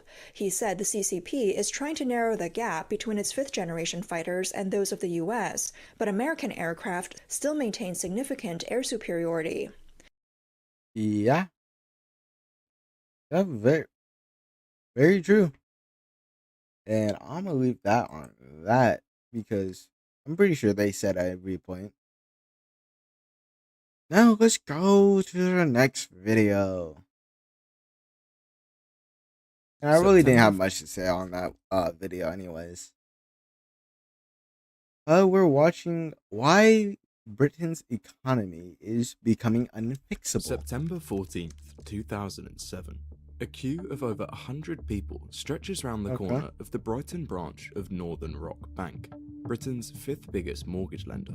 Just hours earlier, the bank had issued a grave warning. After years of risky borrowing, they were in real risk of running out of cash. What happened next came to define the next few decades. Crowds grew at branches across the country as more and more desperate customers rushed to get their money before it was too late.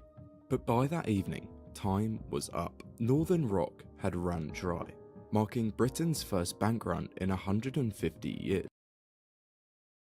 150 years they haven't had a bank run?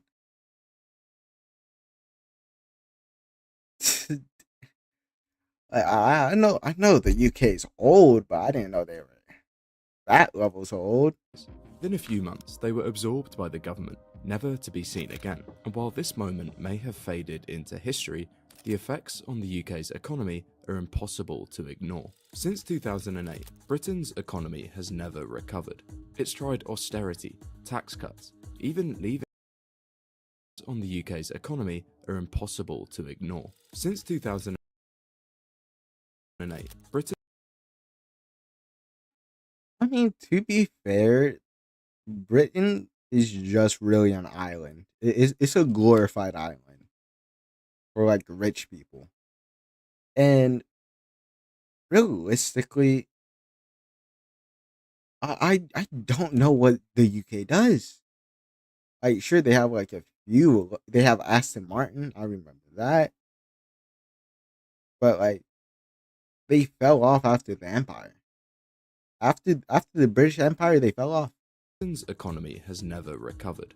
It's tried austerity, tax cuts, even leaving the European Union, but nothing has worked. If the UK had continued to carry on the same trend as before the crisis, average real incomes across Britain would be £52,000, 31% higher than they are today. But instead, year after year, Prime Minister after Prime Minister, Britain has fallen further and further behind its peers. So what went wrong? What happened on that day in 2007 that hit Britain harder than any other country? And more importantly, can it ever recover? Okay, so it's not exactly a secret that the 2008 crisis hit the global economy pretty bad. It bankrupted one of America's oldest banks, set off a debt crisis across Europe, and even single-handedly collapsed the entire economy of Iceland. But in pretty much every single one of these cases, single-handedly collapsed the entirety. What? Run that back. Banks set off a debt crisis across Europe, and even single-handedly collapsed the entire economy of Iceland. But in pretty much every single one of these cases, the countries have bounced back, except in the UK. And to understand why, you have to go back to the 1980s and one infamous British leader, Margaret Thatcher. I'm not gonna lie, she sounds mean. Imagine having a name Margaret Thatcher. You sound old, mean, and unruly. Time, Britain's economy was just coming out of one of its worst ever decades economically, and Thatcher had already made a number of big decisions to fix this. She boosted interest rates, cut money supply, and most importantly, brought inflation under control. And after a few years, she was making some real progress. And by the mid-1980s, she was ready to go one step further and turn Britain into a global financial superpower. In 1986, Thatcher introduced the now infamous Big Bang deregulation package. She basically ripped up the rulebook, making it cheaper, easier, and faster for anyone in the world to come and do business in London. And on the surface, it worked. International banks poured £450 million into the city, and 1,500 new millionaires were minted. In the roughly 10 years that Thatcher was in charge, Britain's overall economy grew by 40%, from £1 trillion to £1.4 trillion. Now, this is objectively a very impressive thing. Yes. And the results spoke for themselves. Between 1980 and 2008, Britain went from being the sick man of Europe to one of its most successful. The sick man? Wasn't that the Ottoman Empire's title? Large economies. By I thought 2005, that died with them. the UK had nearly caught up with Germany on GDP per capita and was pulling well ahead of France and Italy. And this wasn't just a Thatcher. But again, they're a glorified island. I hope they had good GDP per capita. I mean, they don't have much land to deal with. Thing either. Blair and Brown both came in and kept the model going. However, beneath all of this was a problem. Most of that growth was being captured by a small group of people, primarily in London, and at the expense of the rest of the country. And while finance was booming, many of the industries that the UK had relied upon in the past were being gutted. Manufacturing collapsed from 30% of GDP to just 16%, taking millions of indirect jobs with it, and heavy industry was exactly the same. However, Britain ploughed on. They still coal mine in the UK. London was simply making too much money. By 2007, financial services account. Okay, I know I'm pausing the video a lot, but let's be honest. London is, I mean, the UK is just basically London. When I think of Britain and the UK, I just think of London. You don't think nothing else. But with the United States, you at least think of Los Angeles, Houston, New York, Washington DC, Chicago, if you're from that area. Accounted for around 9% of UK GDP and roughly 12% of all tax receipts, with the government effectively funding public services off the back of city profits and bonuses. From 1992 onward, Britain enjoyed its longest stretch of economic growth since the Second World War.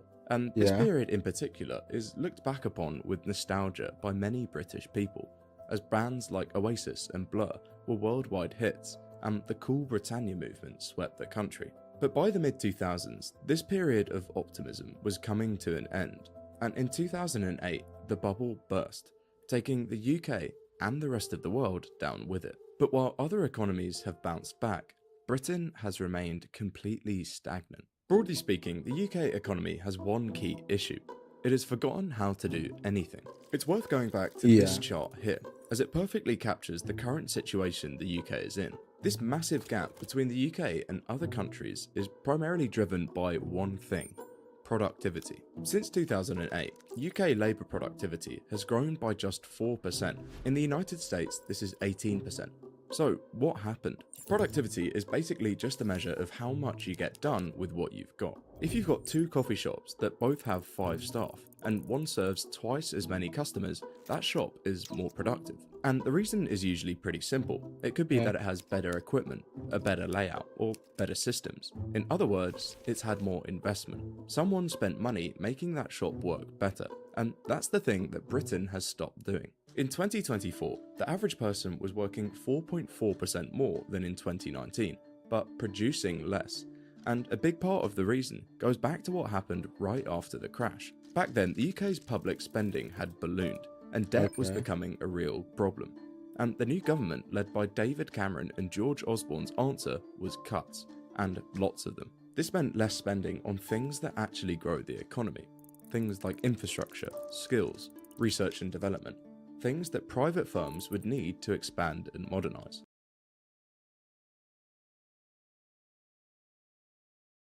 I'm scratching my head because this was the dumbest answer possible. What do you mean you cut education, infrastructure, and research?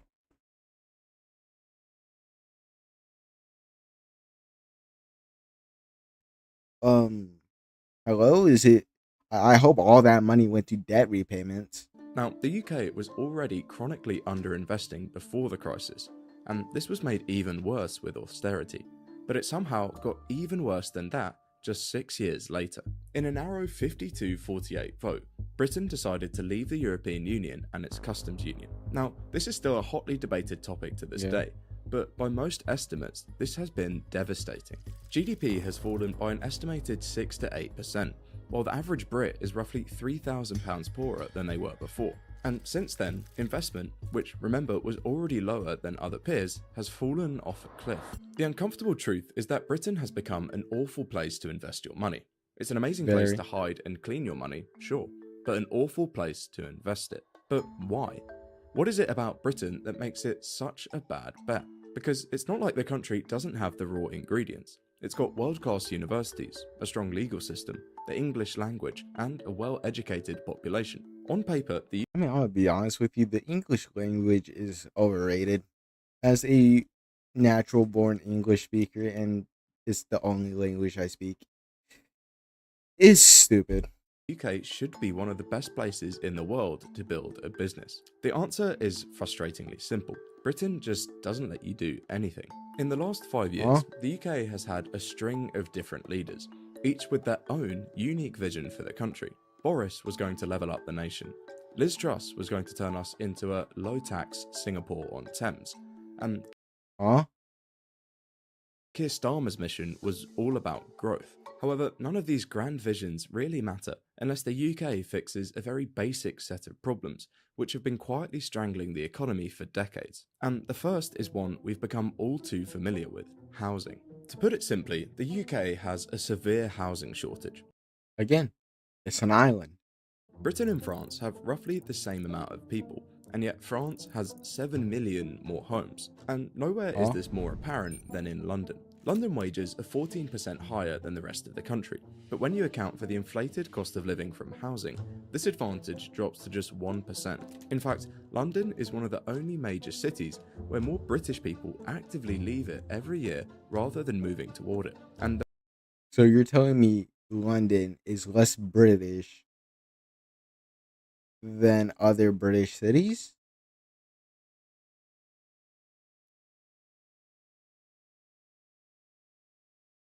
Huh? You're telling me British people are leaving their capital as other foreign people go into their capital because their own people can't afford housing there. That seems like such an actual The problem. main reason for this is really simple. There aren't enough houses. At the start of his government, Keir Starmer announced a bold plan to fix Britain's housing crisis, promising to build 1.5 million houses in the next 5 years, roughly 300,000 per year. However, 2 years into this government, and the picture is sobering. In the first year of his premiership, Starmer only delivered 208,000 new homes, which was actually 6% fewer than the previous year, and the lowest figure in 8 years. And in the first quarter of 2026, only 32,000 homes were completed, less than half of the 75,000 which would be needed to hit the target. And while it's easy to point fingers at... I mean, let's be honest, politicians and hitting targets don't go hand in hand. They couldn't hit a target if it was like if they were within. I want to say something really close, like they couldn't hit a target if they were standing right next to it, 1 millimeter apart. It's like them and trying to hit a target is like asking a blind person to throw a stone in a bucket of water. Starmer. The reason for this crisis goes back decades. Right after the Second World War, Clement Attlee's government basically drew rings around He every kinda looks major funny. city in the country and said you can't build beyond this point. These greenbelts were supposed to protect the countryside, which is valid, but they've Yeah. also put a hard cap on how much Britain's most productive cities can grow. The UK now has a shortfall of around 4.3 million homes compared to the rest of Western Europe, and 2/3 of the land identified for potential housing near major cities is ruled out by greenbelt restrictions. And even if you built mean, on every single yeah. brownfield site in the country, it still wouldn't be enough to hit that 300,000 a year target. This is a problem which has gotten worse over time. Back in 1947, when these rules were invented, it didn't matter as much where you lived, and you could get a decent job in your local area. But as the UK has That's grown, good. economic opportunities have become more and more clustered in major cities. It's the exact reason tech companies still pay insane rents to be in Silicon Valley, because that's where all the talent and capital are. But Britain's planning system prevents Yeah. exactly that kind of clustering from happening, and so the most productive areas cannot physically expand. However, even when houses are built in these major economic centres, actually getting hold of one is another story. In the first quarter of 2024, roughly 27% of all residential property sales in London went to foreign buyers. To put that into Damn. perspective, in New York, that very same figure was 0.3%, and Oh. now 20% of new rental properties in London now have at least one foreign shareholder, double what it was in 2016. Britain has become a world-class place to park your wealth, but an increasingly difficult place for actual British people to find somewhere to live. Across the UK, Yeah. the affordable stock has been sold off and never replaced, and ended up back on the market at prices most people can't afford. And this feeds directly into why the economy can't recover from 2008. If you try and move from the north to London for a better paying job, housing costs eat up almost all of the salary gain, so people just don't bother, and Labour gets trapped in all the wrong places. The most productive cities can't expand, and productivity stagnates. But even if Britain could build enough homes, it would run into another problem pretty quickly, because building anything, houses, factories, even AI data centres, requires energy, and Britain's energy situation has become just as broken. As basic as it seems, energy is the fundamental bedrock of all Yeah. economic activity.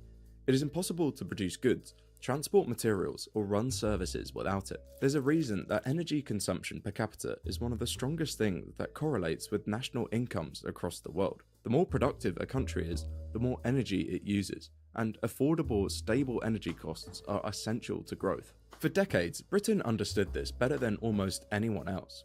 Across its modern history, the UK was able to source and produce cheap energy. And in the late 1970s, North Sea oil turned Britain into one of the world's major petroleum economies almost overnight. And this peaked in 1999. In fact, we actually made a whole video about how Britain made one of its biggest errors, squandering the opportunity, which you can watch somewhere up here. But the point is that Okay. energy production in the UK has gone from a major strength to a major weakness. Per capita electricity generation in the UK is just 2/3 of what it is in France, and barely a third Damn. of what it is in the United States. In fact, Britain is closer to developing countries like Brazil and South Africa in terms of per capita electricity output than it is to Germany, Japan, or Canada. In the early 2000s, the UK shifted from being a net exporter to a net importer of energy, and the results have been hard to miss. These prices were already on the rise before the 2022 Russian invasion of Ukraine, but now they're impossible to ignore. Britain now has some of the highest domestic and industrial energy prices amongst developed nations, which is absolutely crippling the economy, essentially acting as a tax on every single thing the country produces. And it's not like any of this was inevitable either. A proven model of cheap energy has literally been across the channel this entire time. France generates 70% of its electricity from nuclear power, thanks to an aggressive role. Yeah, but doesn't France get like most of its uranium from like its former colonies at highly discounted rates?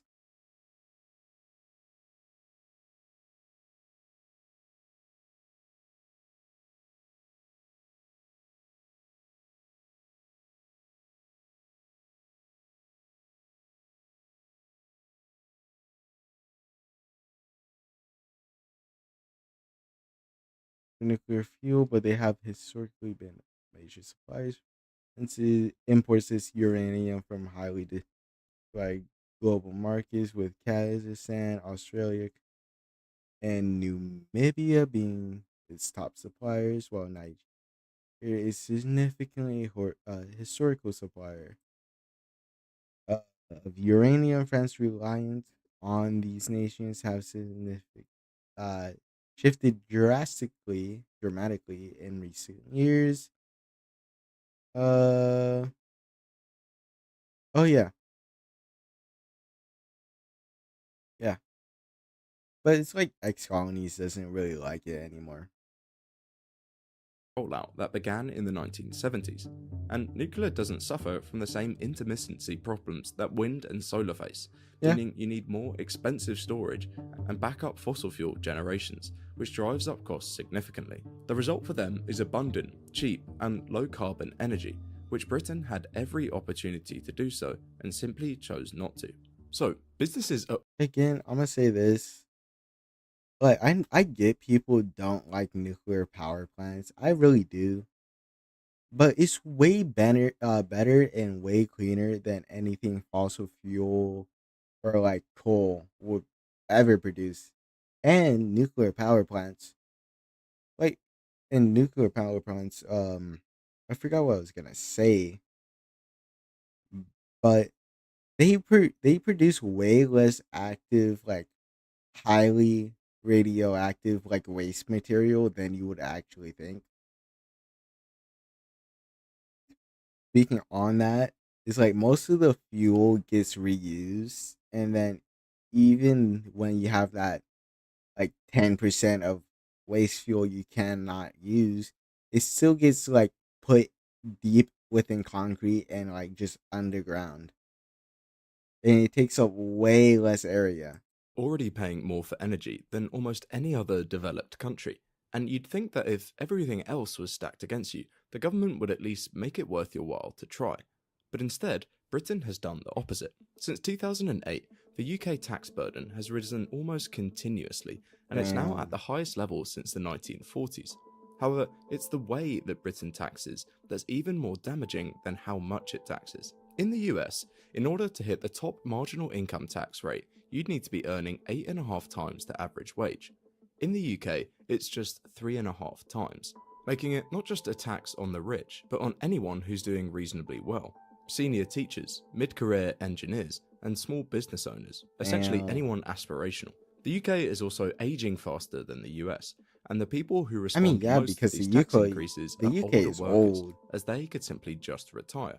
So Britain is simultaneously facing a demographic crunch where it desperately needs. Speaking of which, didn't the president of France recently get into hot water because he wanted to raise the age of retirement? People to stay in the workforce, while taxing them to the point that there isn't much reason to do so. This is all made worse when you consider where this money is actually being spent. Since the pandemic, spending on sickness benefits have nearly doubled, rising to over £50 billion a year. The simple fact is that Britain wants to have a large welfare state, it needs an extremely capitalist private economy to pay for it. The result of all of this is that a huge number of young productive people are starting to leave the country, going to Australia, Dubai, Singapore, basically anywhere that doesn't punish them for doing well. So, what can the UK actually do about this? In May 2026, Tony Blair, the former leader of the UK for 10 years, published an essay detailing what he thought the issue with Britain was. Blair's central argument is that Britain's problem isn't personality, communication, or even specific policies. It's the absence of any coherent strategy for a fast-changing world. And despite all the negativity, there are a couple of real growth areas for the UK. The result of that is that even the areas where the UK should have a real shot for generating economic growth often end up failing to do so. Artificial intelligence is about to reshape the global economy in ways in which we can't probably fully comprehend yet. And Britain, almost despite itself, is actually well positioned for this. DeepMind, arguably the most important AI research lab in the world, is based in London. The UK has 4 of the world's top 10 universities and has Europe's largest tech ecosystem and a time zone that bridges America and Asian markets. The problem is, AI needs a huge amount of cheap energy to function, something which the UK doesn't have. And even if the country wanted to massively invest in developing new energy sources like solar or nuclear, the planning system would make this practically impossible. Without fixing the basics, leveraging technology like AI becomes practically impossible, regardless of how good a country's universities are. To have any chance of fixing this, it would require a load of major reforms to lots of different things at once. Planning, capital markets, infrastructure investment, tax rates. But the problem that Blair outlined in his essay is that, well, nobody seems that interested in trying to do this. If Keir Starmer is replaced in the next few months, the country will move on to its 7th Prime Minister in just 10 years.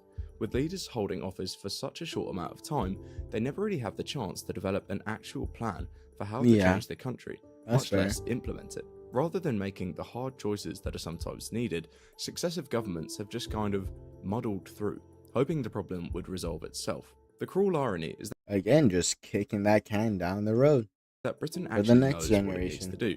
There's a pretty broad consensus as to what needs to happen across most sides of the political spectrum. Actually being able to get those things done, though, is another question altogether. Okay, on a bit of a separate note, on May 31st, President Trump posted "Time to audit Fort Knox," the most direct signal yet that sovereign hard assets are back at the center of the global conversation. And yet, gold has fallen for 3 consecutive months since hitting all-time highs in Q1. Gold stock indices are actually in the red for this year, and investors who were piling in at the peak are now quietly closing positions. But this is exactly why you should be paying attention. Warren Buffett's most famous rule was be careful when others are greedy, and greedy when others are careful. The president is auditing Fort Knox. The ECB has just announced that gold has surpassed treasuries as the most held reserve asset by central banks. The macro case has never been stronger, and yet the sentiment has never been more bearish.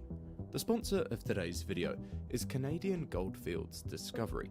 Ticker I'm just gonna leave that out.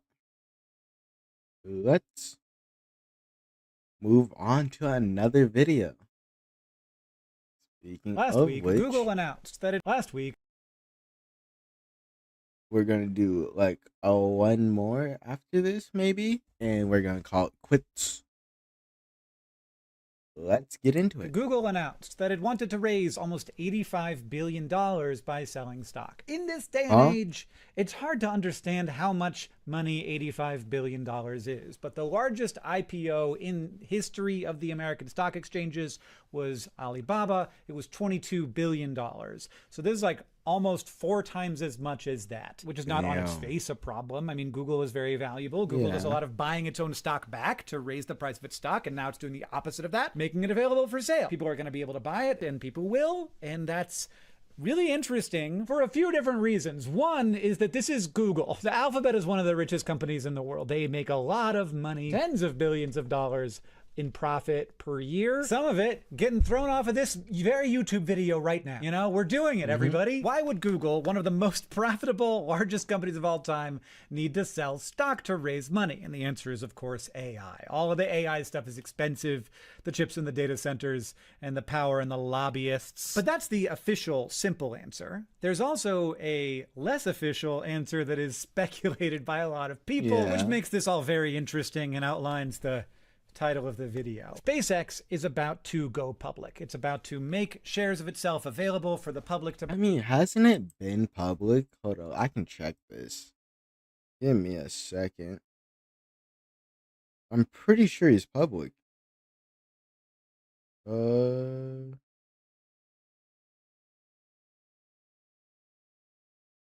me a second.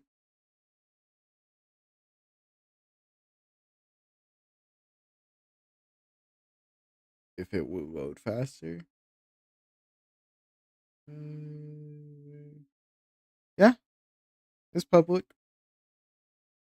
It's up 15% on the day.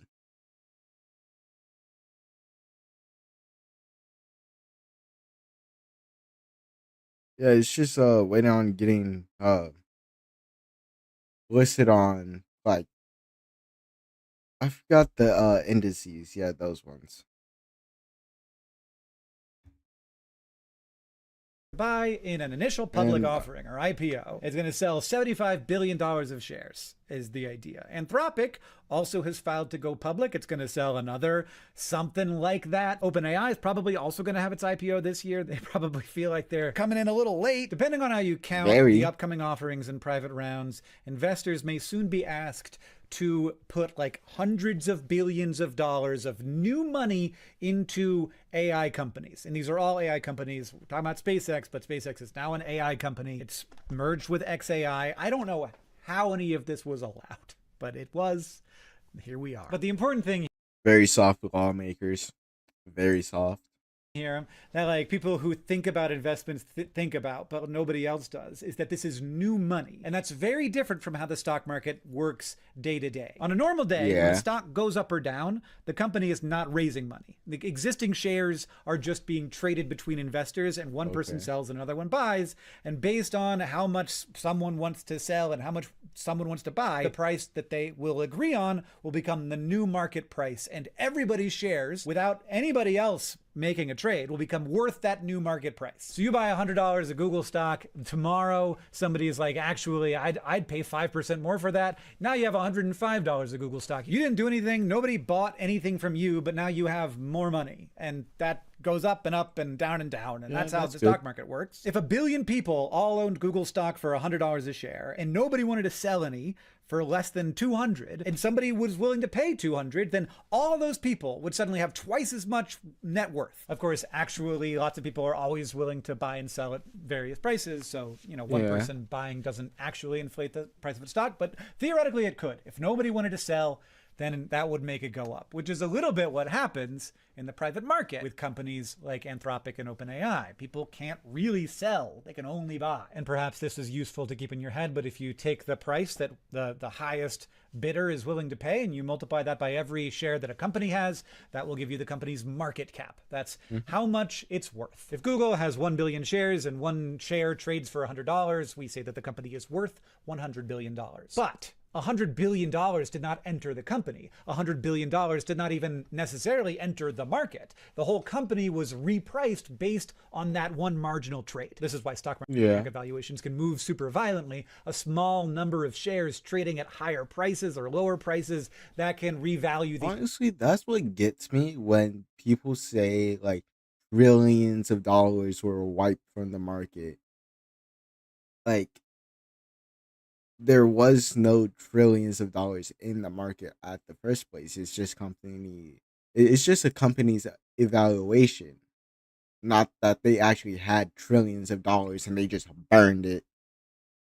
the entire company. The issuance of new stock is a totally different thing from this. If a company sells $75 billion of new stock, somebody has to buy all 75 billion, not one person, but people, institutions and people have to buy $75 billion of new stock. All of that money has to be traded. It can't just be like one share affecting the price. All of that has to be new money entering the system. And so finally, like, this is kind of the moment, the most dangerous moment so far, in which AI has to prove that it is actually worth itself. So for the last few years, Honestly, the AI trade I'm has just going mostly to been try to about profit belief, like before investors, I think, it pops. do believe that AI will be huge. And so existing AI-linked stocks have gone up in the public market, Nvidia, Microsoft, Google, all going up. Private companies at the same time have raised money at enormous valuations. So OpenAI, Anthropic, SpaceX, CoreWeave, XAI, they're all taking money, and they're actually, this is new money coming into them. When they raise money from the private market, people are giving them money, and these companies have become a giant story about the future. And even if you're not invested, I'm invested, but only through index funds. Even if you're not invested, oh God, a lot of the economy seems to be based on this giant story about the future. And now that story is going to ask for a lot of real cash. So Google wants 85 billion, SpaceX wants 75 billion, Anthropic has already raised privately 65 billion, is preparing for offering the public market. That's going to be tens of billions. OpenAI, also tens of billions. And these are not normal IPO numbers. Like, the entire public offering market last year raised $44 billion. The biggest year in the US of all times of IPOs was about 142 billion. That was 2021, when we were going crazy with the SPACs. So when people start talking about 300 billion, 350 billion, 400 billion of AI related equity supply, like need for new dollars, that is a huge amount of money that needs to come from somewhere. And that's not a question of whether or not investors like AI. I really do think they like AI. The question is whether they have enough cash to buy all of this stock at these prices. And if they don't have enough cash, maybe they still want to buy, but in order to do that, they have to sell something. Maybe they sell Nvidia, maybe they sell Tesla, maybe they sell Microsoft or Apple or Google itself. Maybe they sell index funds or something really boring, like they pull money out of money markets, but the money does have to come from somewhere, and it's a lot of money. I don't know how much money is sitting around out there, but 400 billion is a lot. And this all brings me back to Google suddenly, to me anyway, appearing out of nowhere and making what is probably an extraordinarily savvy move. Google does not want to pop the AI bubble. Google benefits massively from the AI bubble. They want the AI bubble to continue to exist. But at the same time, they want safety from the AI bubble. And they may have noticed that investor capital is finite. If investors are willing to pay enormous prices to be exposed to AI, Google can say, hey, you get exposure through us, and also you get like a safe, great, obviously well-run company that has a lot of different sources of income. We're already public, we're already profitable, we already have users, we already have distribution, we have data centers, we build data centers, we are even working on custom chips. If AI disappoints and everything crashes, we've still got YouTube, baby. So it's not Google like trying to pop the bubble, but Google is trying to raise money while the bubble still exists. And also by offering a bunch of new Google stock, it's going to sop up a bunch of money that might have otherwise gone to other AI companies. If Google absorbs $85 billion of AI investor demand, that money can't go to SpaceX or Anthropic or OpenAI or anybody else. And maybe market demand is strong and confidence is high, and every offering will totally sell 100% and then more, and all the stock prices will go up. But Google obviously could have waited for SpaceX to happen, waited for Anthropic to happen, but they didn't. They wanted to be first. A bubble can survive super high valuations for a very long time. As they say, the market can stay irrational for longer than you can stay liquid. And that can make it hard to make bubbles difficult to identify in real time. And like, I always remember that in 1999, everybody said it was a bubble for like 2 years. And then as soon as people started saying, I mean, maybe it's not a bubble, that's when, but like, that's just vibes. Bubbles are difficult to identify. You know, like tulips and Bitcoin are one thing. But in terms of like the big bubbles, there's usually real value, like railroads, the internet, broadband infrastructure. There's definitely overinvestment, but the underlying technology really did change the world. It really was a big new business opportunity. The existence of a bubble does not mean technology is fake, but it does mean that investors are paying too much too soon. which happens like basically every time there's a big new technology like Fair. railroads or like the internet. I think this is I mean, yeah, but honestly, I'm gonna say something kind of crazy. Bubbles, tech bubbles, like railroads, internet, broadband, like the stuff you say, are needed. They're needed because they push the technology to its breaking point, and seeing how much value can realistically be gained from something. So I think they're necessary. Actually, most likely welcome, because even when it pops, it does leave something behind, and what's going to be left behind is AI models that are going to, well, improve productivity and just efficiency. They're not going to take over humanity, but they're just going to improve our lives. why so many people are comfortable acknowledging that AI looks really bubbly while remaining bullish on AI. They can imagine a future where AI becomes enormously valuable, and they can imagine that today's spending will eventually be justified. What will happen between now and then? Will it just be like a straight line that always goes up? It would No. be if capital is always available and prices keep rising. But it seems to me that bubbles don't end because everyone suddenly decides that there's actually no value or the story was wrong. They end when the cost gets so high that it's hard to hold on to the confidence that everyone Yeah. had for so long. So really, what pops a bubble is cost, is how much it costs to keep inflating it, and whether confidence continues to inflate along with Yeah, cost. but we already invested more money than like the economy like 15 years ago. I'm pretty sure. It seems like eventually the cost gets too high and the confidence isn't like saying, no, AI will never happen and never be valuable. What the confidence is saying is like, that's too much, too rich for Yeah. my blood. You're actually asking for real money now, and I'd rather sort of wait and see for 6 months. When investors believe that there will always be another buyer, valuations can totally keep climbing. A stock can double and then double again because each new buyer is just assuming that someone else will eventually pay even more. The system is just feeding on the confidence. And so far, Yeah. if you look back, you're like, man, I wish I'd been more exposed. I wish I'd had more cash in that. But when I say that this is like the most dangerous moment for the AI bubble, this is when the confidence has to be converted into cash. And Google getting in first, like working to get in first, has the feeling of like needing to move fast. And that need to me seems a little like just in case the actual movement of actual capital puts a dent in people's confidence. And there has been need for capital before. Like OpenAI and Anthropic and SpaceX Yeah. have all raised tens of billions of dollars. New money from private markets. So the money has existed, but all of that money is oriented toward the eventual goal of being able to sell.